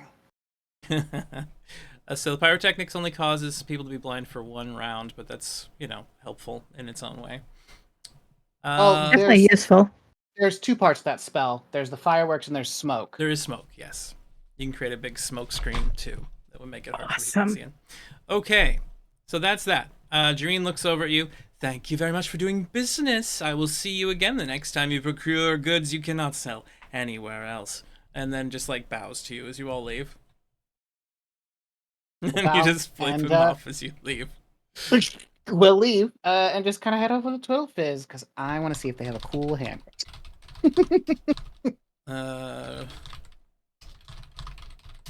So you head on over to Twiddle Fizz's Curios shop. And as you enter the cluttered shop, it's closer to the upper city. The first thing that strikes you is the faint smell of lavender mixed with some alchemical ingredients. There are shelves groaning under the weight of curious trinkets, odd contraptions, and glowing vials. Behind a polished oak counter stands a diminutive figure, Gilda Twiddlefizz, the gnome shopkeeper. Her wispy white hair is tied into a neat bun, but loose strands escape to frame a round, bespectacled face. Her eyes, a bright periwinkle blue, twinkle with curiosity and intelligence. And she wears a simple yet practical green dress, adorned with various pockets and pouches, with a variety of tools and objects within them. So she looks up and doesn't seem to notice you. You walk in, the bell dings, and she kind of stares in your direction, obviously lost in her own world for a second, and then goes back to, like, working on something that's sitting there on the table with her, and then she's, oh dear Lord, hi, so nice to see you here. Welcome to Twiddlefizz. Yes, welcome to this is Twiddlefizz's. Welcome to my shop. I'm Gilda. Nice to meet you all, every one of you. Can I offer you a sandwich? I've got a few here on the side table. I'd be happy to share. I love sandwiches. What kind are they? Oh, they're peanut butter and coconut. Perfect. Here you are. She has these little, like, tea sandwiches. I'll pass on this one. I was just wondering if you might have some fun items. Fun items? I have all kinds of things you might like. I happen to do a little bit of tinkering on the side. If you have an item you ever need to have fixed, modified, upgraded, changed, or decursed, let me know, and I will do so at the best chance that I have. But I do have a lot of supplies. Some of it has been purchased in high order from individuals seeking to protect themselves from this cult that's been terrorizing the city.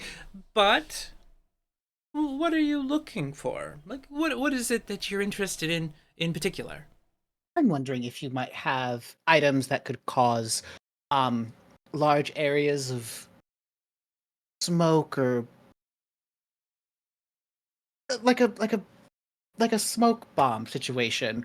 Smoke bombs. But also a hand crossbow. That would be special. Yes. Hand crossbow. I do have this one. You see, like, her move over to a little shelf and start, like, moving some items out of the way. She grabs a little black wood crossbow. As it moves out across the table, you can see that there's almost like a pulsing aura around it of darkness. And it comes over to you, and she goes, "Now this one you have to be careful with. The arrows that it fires seem to be infused with some form of, well, all I can say is that the arrows go through things. Watch." And she just fires it over at a nearby, like, shelving, and you see the arrow ends up on the other side of the shelving in the wall. Oh. I call it the crossbow of piercing. Very simple name, of course. This one here, this would run you roughly 1,400 gold pieces if you would like. Anything on the slightly cheaper side? The cheaper side, dear. What is your what range are we looking for? Anywhere in the 300 to 600 range. Jeez. Certain. 200 to 600 range, I should say. Let's Can I address her see. in gnomish? Yeah, You you absolutely should. could. Yeah. Hi. So, just wanted to say, I'm assuming that the accent for gnomes is like this. Absolutely. Why not? It's, yeah, this is like en français. Just wanted to say we are not cheapskates. We're not trying to come in here and undervalue any of your fine, amazing tinkered things. We're just a little strapped, but we do have some money. So I just wanted to make it clear, like, you're valuable. All of the things that are in here are amazing. We do have some things to trade, but we're also on a quest to, I don't know, I'm trying to find something that a gnome, like, she'll grab onto. Can I use insight or some sort of something? You can give me insider persuasion on this. I'm going to do insight, and that's just to see, like, as I'm kind of listing things off, like compliments and stuff, what, like, makes her eyebrows, what seems to please. What hits? What hits? Yeah, the what most? hits. Thank you. 16? 16. So she likes the fact that you're speaking to her in Gnomish. You can tell that not a lot of people know it or that care to even learn it to speak to someone in this area. And she happens to enjoy when people appreciate her goods. So I just, again, we're huge fans of this store. We've been looking forward to coming in here for a very long time. Palmaris, here just 1 second. I want to show you this really super amazing tinker thing, like right over here. Just come here real quick. Flattery on the things that she does. Talk her up. You'll get a better deal. While they're having that conversation, Willoughby will also say in Gnomish, "Oh, these sandwiches are delightful. What's your secret?" I didn't know you spoke Gnomish too. Oh, it's always the love. And sometimes there's just a slight hint of salt that you add to the peanut butter to give it kind of a little bit more of a kick. So the sweetness of the coconut kind of moves through. But you always want something slightly more savory. If you go too sweet, it can be a little cloying sometimes. And that's what I typically do with it, yeah. It's a balance. It's well balanced. That's incredible. Thank you. You're welcome. Thank you for appreciating what I have. That's really delightful.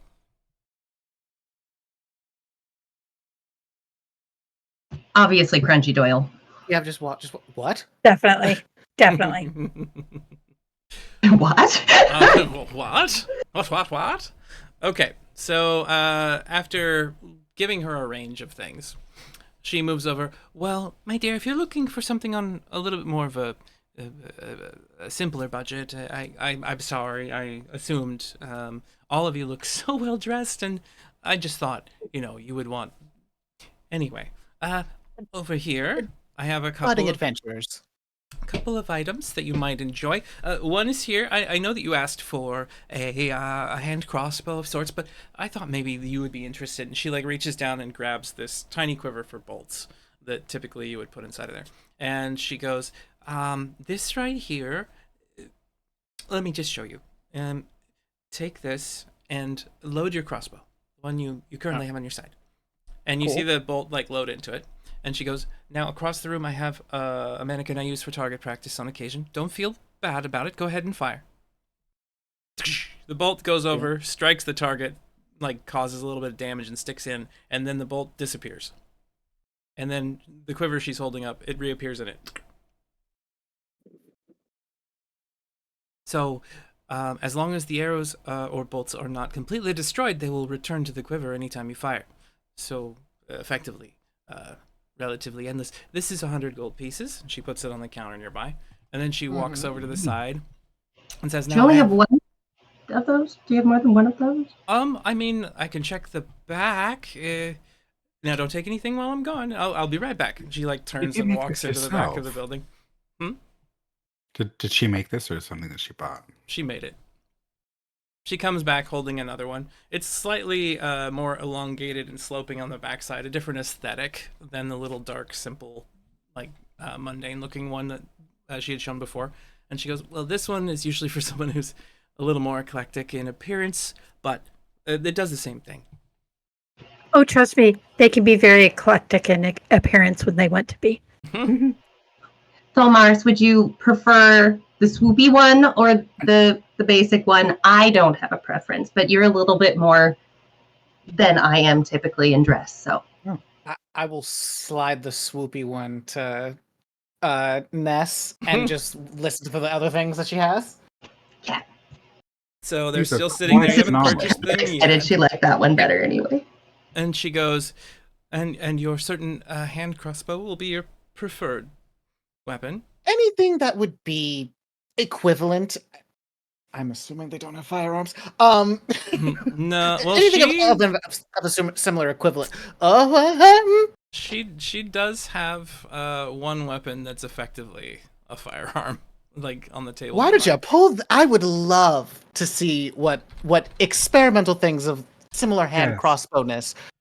You wouldn't have she's- any dancing. Can we just stop for a second and like just applaud this gnome for her creativity and amazing? I mean, this is innovative. I'm just thrilled.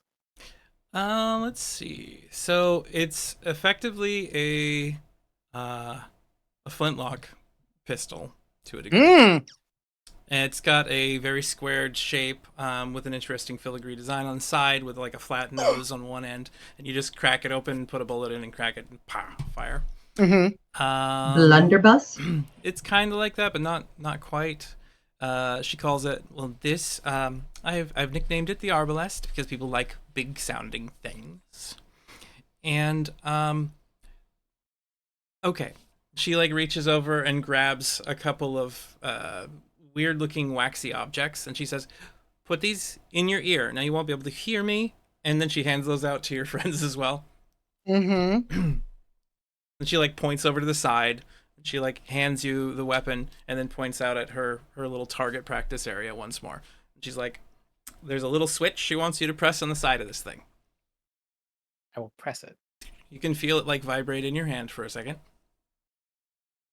Point and fire. As it fires, you see as the bullet moves across the room, the little ball. As it moves across the room, it's like vibrating heavily, and all the stuff on the shelves starts like falling onto the floor around it as the bullet passes and smashes into the target.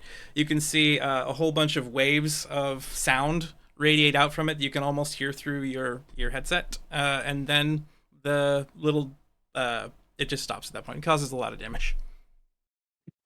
Wow. Oh, you gotta show Catastrophe that.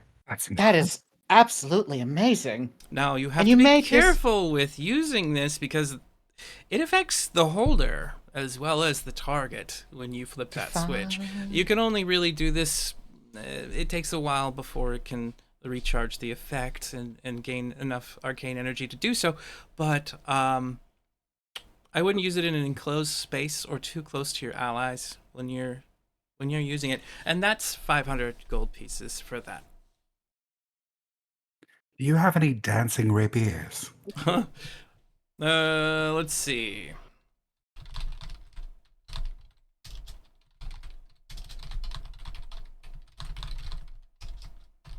Let me just search for something real quick. I don't know if I had a list of... There we go.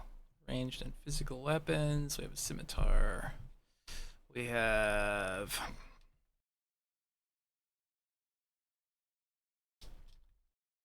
I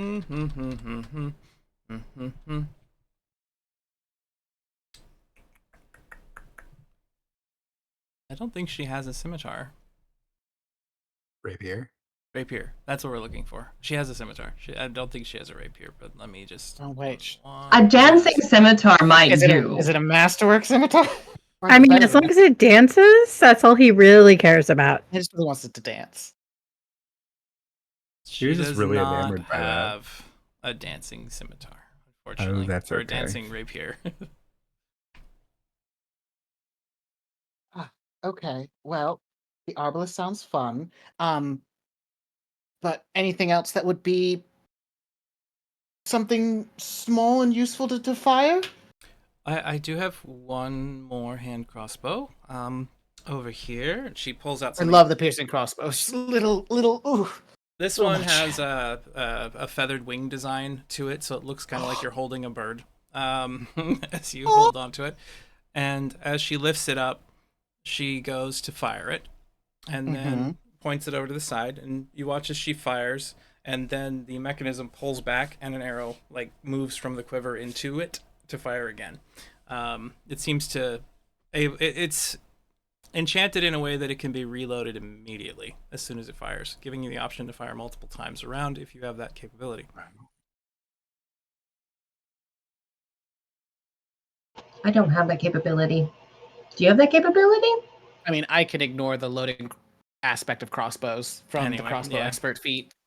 So I think it's lovely. I love the design on it, but I think I would just I really want the arbalist, guys. Get it. Get it, indeed. All right. So you're gonna buy the arbalest. Mm-hmm. Alrighty. I'll front my 220 that Burp. I have. Yeah, it's gonna be- But Burp. Item. He's being so quiet Alright. today. He's being very good. He was actually making some noise earlier, but I heard a little bit. he's being a pretty good boy. And Best chicken ever. and my crossbow expert feat work with the arbalest. It's counted as a heavy crossbow, technically. Yes.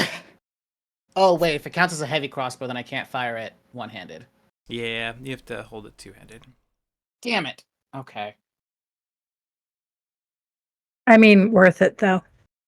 But I mean, I guess I could just be a gun-toting, shooting, rootin' tootin' shooting. Yosemite Sam. Yeah. Isn't a heavy crossbow 1d10? Yes, it is. Oh my gosh. Yosemite Thull? Okay, there's that, and I need to put this detail on there. Well, we're gonna have fun, y'all. We're just gonna have a lot of fun. There's that. Once per long rest, the user can fire a bolt that explodes with thunderous boom on impact, dealing an additional 2d6 thunder damage to the target, forcing all creatures within 10 feet to succeed on DC 14 Constitution save throw or be deafened for 1 minute. And that is here, and it's called the Arbalest. Well, that's fun. And currently, you don't have any. Well, you have 20 crossbow bolts. They count the same for this. No, yeah. Did you want to buy the quiver too? Yeah. Okay. So And the you wanted a extra quiver Both as of them, I well, think. Shannon?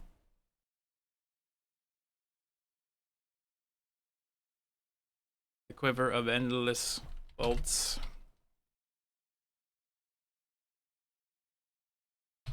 Hooray. Okay, so both of you will have a quiver of endless bolts. That was another 100 gold for each one of those. This one goes to you, Ness.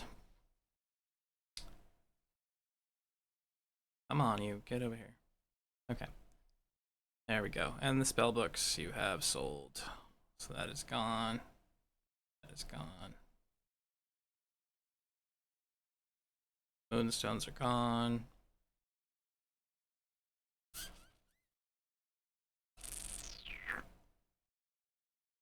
One is gone.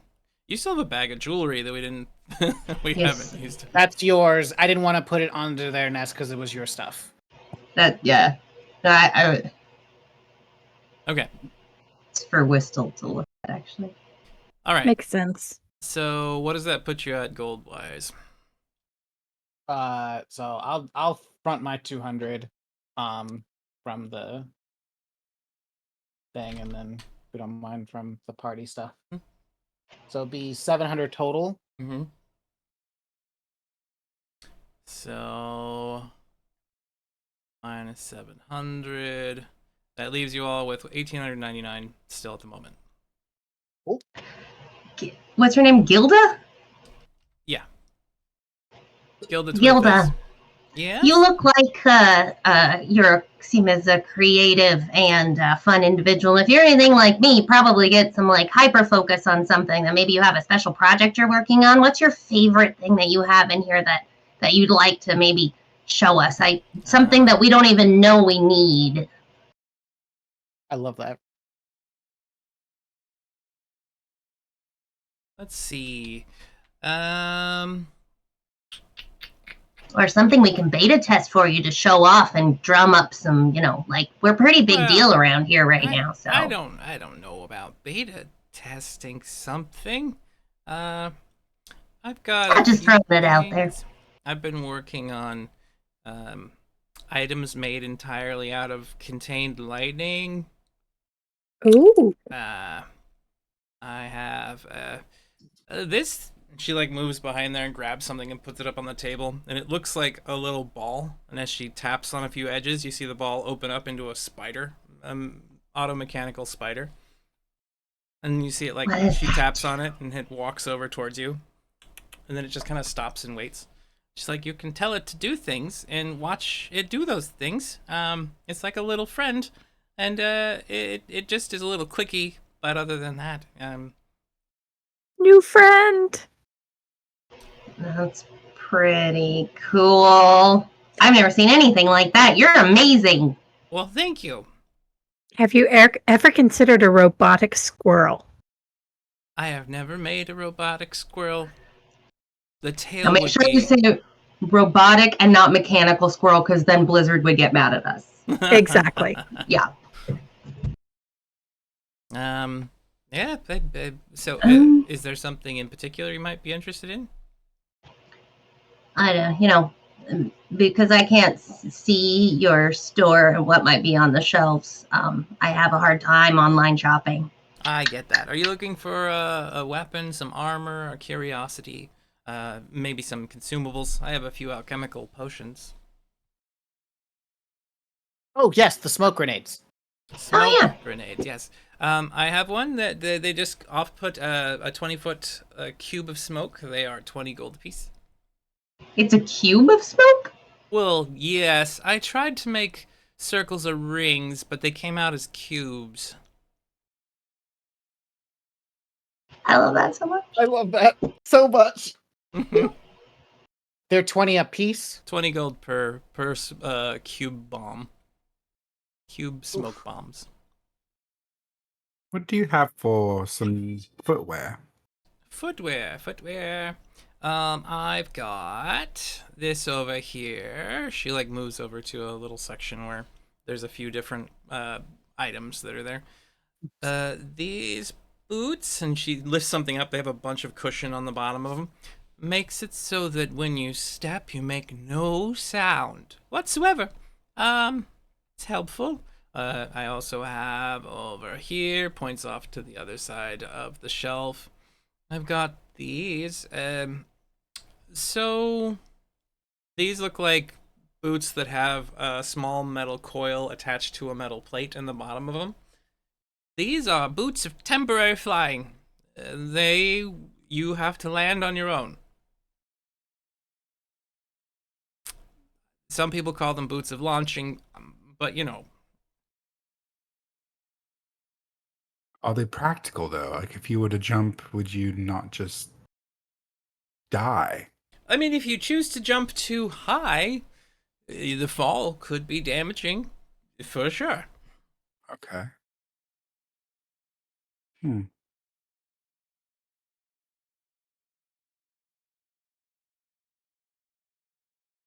I've got some of these. She points over to a pair of like metal boots that are off to the side. They've got little tread on them. She goes, they will protect you from falling down if you ever find yourself in a slippery situation. Wow, quite the items that you have. Very intriguing. You are quite intelligent. Oh, thank you. You're too much. How much are those boots? Which boots? The sneaky boots? Those ones that make you entirely silent? They are 100 gold. I will take them, please. Thank you. I'll spend it out of my own. You don't have to math. There, All Marty. right. So That is the silent first step. and only time I've ever not even haggled. And only the second time you've actually purchased. Probably the first time I've ever purchased anything for myself, even. Yep. But think of all the things I can steal with these! Like the cloak, that you can then use the cloak and the boots to steal more. And maybe a dancing rapier. So when these boots give you advantage on stealth rolls, anytime you're trying to be silent rather than just not be seen. Does she have any magical items that are like amulets or rings, something that would boost stuff? There is a nightcap. Bubbles. There is a locket Night. over nearby. What There's does your locket do? small lantern. You Well, look look, over I the don't locket. lock it. Oh, sorry. Misunderstanding. It's fine. You go over to the locket and you ask what it does. You lift it up. She goes, well, this, and you see it like separate out into two pairs. You give one to an ally and you keep one yourself. And then she like steps back and pushes a button and says, you just talk through it. And you hear like your voice come out the other side. Ooh. Maris, that sounds very familiar to some degree. Well, a lot less quiet, but certainly very useful, since I can't really do that anymore. Right. That's yes. 120 gold if you'd like that locket. What's the nightcap do, just out of curiosity? Oh, that's one of my favorites. I have a few of them in the back as well. These allow you to rest and sleep perfectly soundly, no matter how difficult a place to sleep you might find yourself. Just to be fair. Now, this is meta information, but in Avernus, it's almost impossible to get a full rest. How much are these nightcaps and how many do you have? Well, there's 60 gold, and I've got 3 of them at the moment. Should we take them? That's 180. That's 3 for the party. Yeah. I think that's good. I Yeah. think that's good. Some of us don't have to sleep. All right. Also, I'm just saying Gwen in real life would also like to have one of those. It would be so nice for like airplane rides and hotels. Yeah. Oh my god. Okay. Real quick, you made this yourself, correct? Yes. How quickly could you make one more? Well, Or 2 more. These, unfortunately, more, yeah. they do take me time for many of these inventions of mine. The average work is about 2 weeks. Oh. It's okay. We can share the 3. I mean, I am an elf. We don't sleep, so there's that. Meditation is So- good. Who all wants a gnomish nightcap? We'll just take 3 for the party. Yeah, just take 3. Let's put them in the party. Just take all 3. The Yeah. non-fae can Yeah. mostly use them. Gnomish. Because- So, like, we can those who in circumstances really need to have a long Because rest. even the elves might get affected at certain points. Yeah. Yeah. Hmm. Okay, so I've got the gnomish nightcaps in there. It also provides advantage on saving throws against being frightened while asleep. Also, nice. nightmares won't affect you. Yep, you can't have nightmares Or when you get a good harder. night's rest. Well, it's harder for them to affect you. What else were you looking for? Does she have anything that can amplify music? Make music louder. Bullhorn, Like a microphone. We don't have those here, so hold on. amplifier. Does she have Like a anything horn?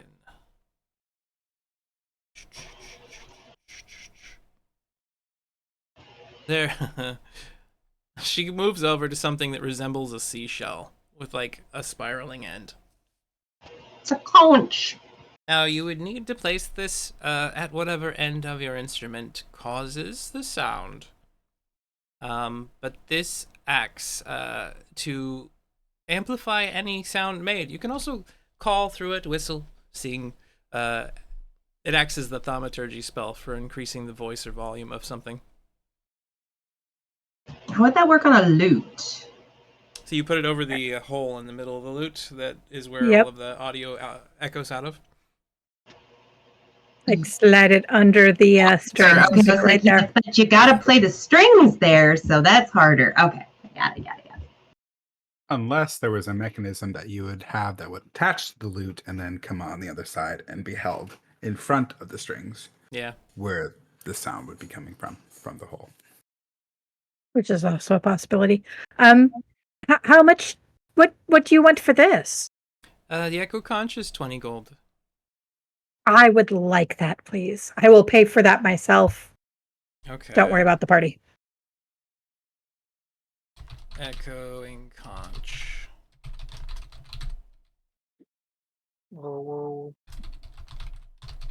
Do you have any rings? Increasing sound. Valen's about pretty things. I don't know if you've noticed. Not the only one.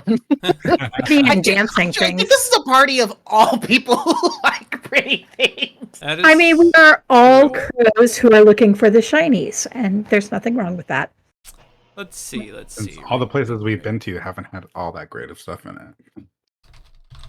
Except for that, dancing rapier. I'm talking about like the dungeon. Oh, pretty. I know. I mean, like, Dungeons and Dragons is supposed to be, basically the only payoff to those stupid places is loot. What's wrong with this module? Hey, I have a loot. I have I mean, if we didn't care about the souls of people, we could have gotten 12 gold. Yeah, that's true. Thought about it for just a second, and then I was like, Darian's name's probably in this thing. So she Yeah. moves over, and you can Mine. see that there's a small ring that is inladen with a couple of simple red gems in the shape of hearts. So it's like a ring of hearts. And she goes, "This right here is a vitality enhancement. Wearing this, you will feel stronger, feel more capable. How much? This is 300 gold.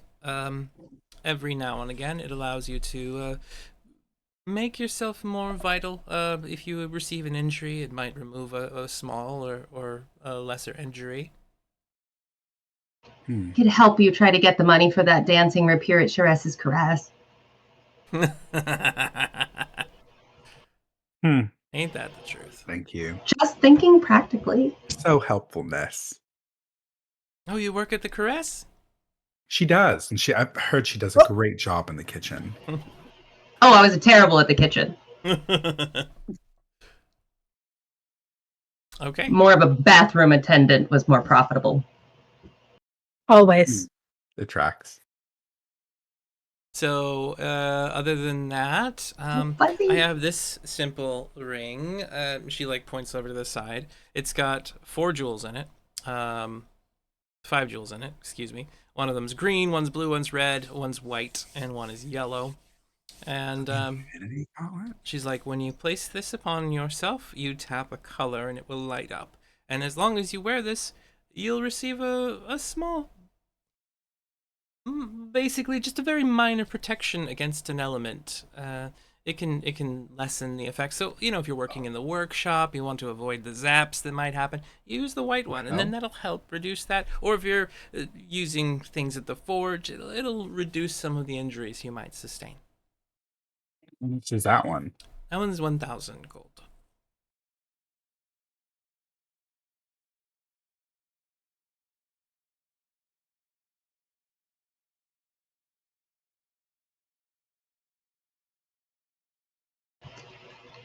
Are we just in shock or what's happening here? Because this is too much silence. Valen has just started staring at her, and she's just looking back like, are we good?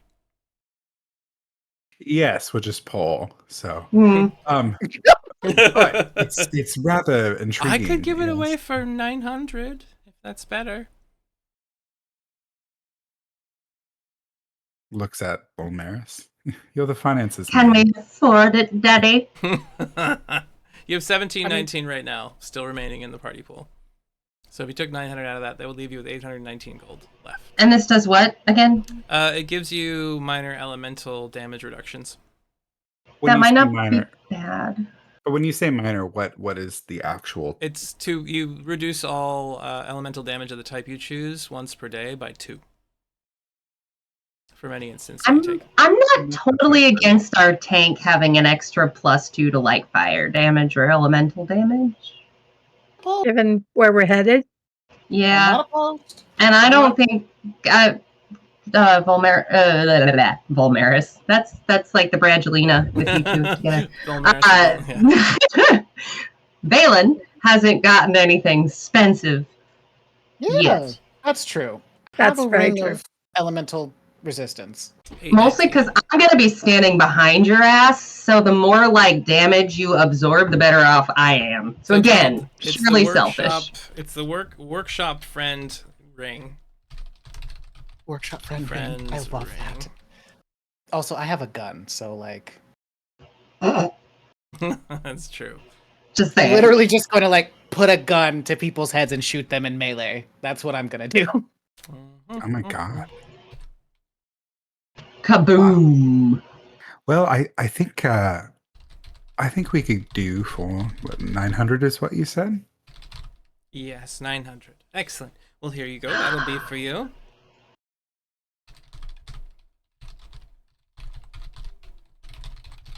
I don't suppose you have anything else for a person who's shy and doesn't always like to be noticed.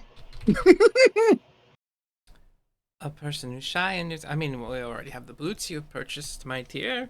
But yeah, but that's just sound. So it's just, I mean, anything else is what I mean. Not to say that these boots are mean, not I don't tend super comfortable. to work in Shy fields people. that- well, she like pulls out a little box to the side, and you can see inside of it there is a ring sitting on a pillow there, made entirely out of shadow. And she goes, "All I have, I guess, would be this."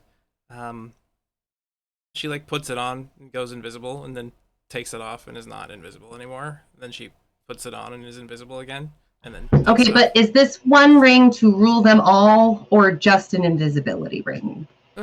No, it's a family possession, and she Oh. puts it on and disappears, and then she reappears and she's on the other side of the room. She goes, "It's something that some of my family members had a while ago, and while I've been reticent to get rid of it, I also don't have a use for it." And then she puts the ring on again, and then she takes it off, and she's now back in front of you. Wow. Oh, that looks expensive. It is. The least I could. 7,500 gold pieces is all I could.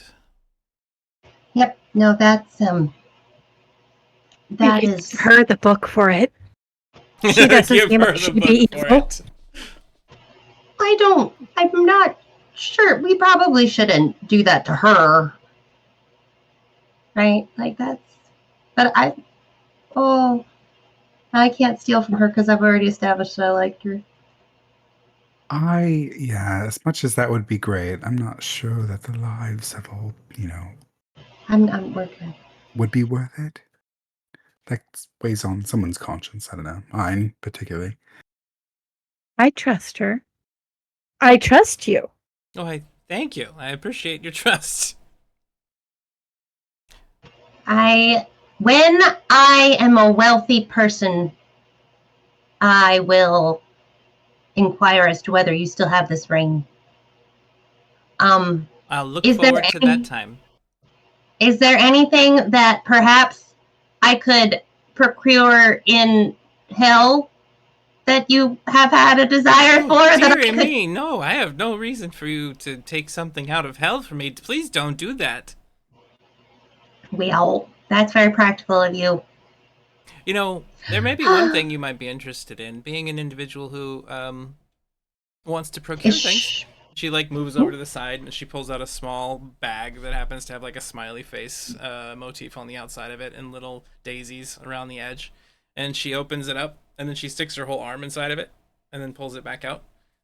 One of these will carry quite a bit, up to 500 pounds in this small space. How much is that? That is 550 gold pieces. Oh, doesn't we still have that already? Whistel's I mean, got he has his something bottle. Yeah, it's similar, but not quite the same thing. This is just a bag of holding. How much is the bag of holding? Just a bag of holding. 500. It's 550. Oh God. I mean, it's still very, very useful and still very, very good to have. That way, we don't have to worry about the whole only once per day thing with the bottle. Out If of we manage curiosity- shortly, we will have more money. Out of That's true. We can always come curiosity, back. Could you go down a little bit on that? On the bag? Yes. What do the four of you do around town? Would you be interested in Infernal Ruby? Why is there so many demonic and hellish things involved with all of you? Sorry, Well, we Guys, we just killed a cult, okay? You So you killed the cult? I mean, Yes. we did. you didn't yes. arrest them? Well, we kind of didn't. It was either We that or didn't have a die. choice. And I yes, we was were, on sacrifice. See? yeah, and honestly, like we were really not tasked with. We're not really arresting types. So I mean, you work I with the fist? am. We did. Um, We'll show the badges. Oh. That depends actually on what your perception of the fist is. We work with the fists. I am of the sort that believes that every city needs its protectors from outside actors. Are the fists problematic? Sometimes, but I don't believe what the Lamra, the event Emperor, says about her. About them. About her, Liara.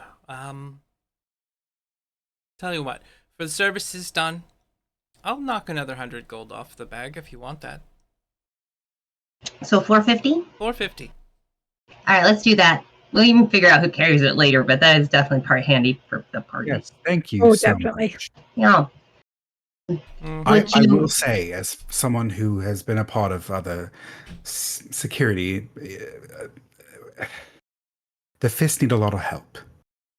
I'm They- hopeful that the change that we have might fix it. They really do need a lot of help. And they've been working here and taking care of this city for as long as the city's been around almost. So to say that they're no longer capable, I don't get it. I don't understand. Well, I need to close up shop at this point. I hope that you're satisfied with what you had, and I hope you return to Twiddle Fizzes here in the future. Thank you very much for Absolutely. shopping here. You're Thank done you for excellent products and even more excellent sandwiches. You're very welcome. And now your have, creative innovativism. $369 remaining. Nice. And you're in your party pool, and she like ushers you out and locks up the door for now. And we are at the end of the episode. We spent the whole thing shopping. Next episode will be us doing the whole finalizing the cold thing and probably making our way to Avernus. So don't miss that. It's coming. Or if I go After to the how many Vampires. episodes we've had, this is our 10th episode, so we only play once every other week, so that's 20 weeks we've been doing this so far, and we haven't even made it to hell yet for We'll get there. we'll get there when we get There's there. no rush. But also, we're only playing for 3 hours. Most groups will play for 4+ hours. So yeah, That's it's easier to true. get there faster. That's Also, true. it's the journey, not the destination. That's Okay. also true.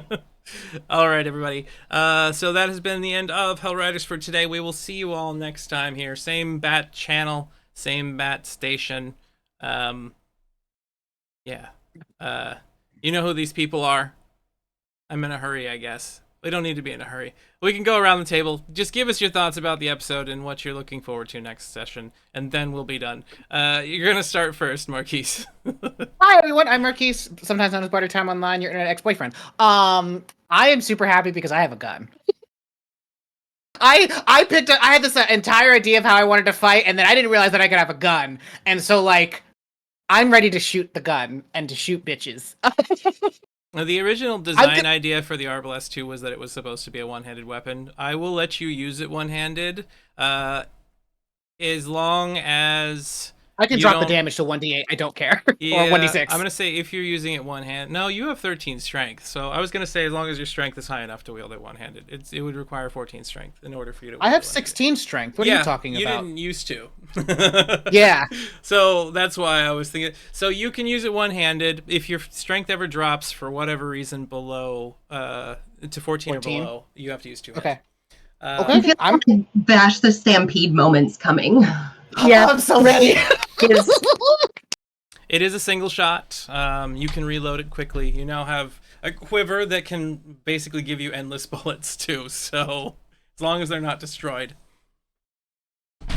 I'm so ready to just be slashing and shooting a Slashing rootin' and tootin' shooting. time. All right, Gwen. The your Van turn. Dampers are dead. Hi everybody. Thank you so much for being here. I'm Gwen, aka McSherry, over there in the chat. You know, all that good stuff. Willamie is super, super excited about the new loot, and now that she can make her music even louder, she and Catastrophe are getting together in hell and just raising the roof. That's all there is to it. You've got a loot with its own pyrotechnics and amp, so... Yep. Yours All gonna be right. so loud. Shannon, your turn. We might want to keep an eye out for like earplugs or just You know. got a lot of Mhm. loudness now, not only with Yep. Willamie, but also with Ilmaris's weapons, so... This is true. Then here I am, just not making any sound at all. I'm Shannon, a Glitzing Gamer. I mostly enjoy the episode. I really hate shopping episodes. I get this weird anxiety when we're on camera and there's nothing happening and there's no one talking, and I'm like, my theater instructor in high school would be yelling at me, there's dead air, and we're just... So it's mental health issues. It's fine. Don't worry about it. I had a great time, and I'm excited to do things and go to hell. I'm actually a little excited to go to hell now. Excellent. And I really wanted to steal that ring, but she was cute. So Thank you for not stealing from the cool person. That You is- can totally go back and steal the cloak, and the Marcy Exactly. would help. I am not gonna lie. I might want to go get my friend Valen here that dancing dagger. Go steal a dancing rapier. And in order to get that dancing rapier, I feel like I'll have a better time if I get the cloak first. Mm. You know that Jarine's Part of shop is magically operations. ensorcelled for protection. I know that, which makes it kind of a little more tasty. I'm like, it's If a I have to set up challenge. his shop with all of the articulated armor that will come to life and try to murder You you as you grab You my don't have to set that up. You don't have to at all. I'll just walk in, grab it. Easier for you, easier for me. Bing, bang, boom. All done. Don't worry about it, honey bunny. You're fine. Moving right Don't- along, don't- Clint, your don't- turn. Yeah, it's kind of an interesting episode. You know, we're not super doing anything crazy, but it was fun. It's really interesting to hear the different items that we could procure and the intricacies of figuring out Fulmaris and all of that, which is fun. But also coming to some resolve that, hey, like, you know, just because he made a bad decision doesn't necessarily mean that he did it on purpose to, you know, make my life hell. So, but I am a huge fan of rapiers, so the fact that I got that instead sounds so fucking so I'm looking forward to it. It will be a lot of fun when you're able to get some damage time in there. And it's also, this is probably one of the last places you'll have shops for a while, because while there are some in hell, they're fewer and farther between. So thank you again. Y'all rock. Thanks for sitting out there and chatting, Doyle, and for everybody else that showed up today. And we will see you all next time here, same place, like I said. Bye-bye.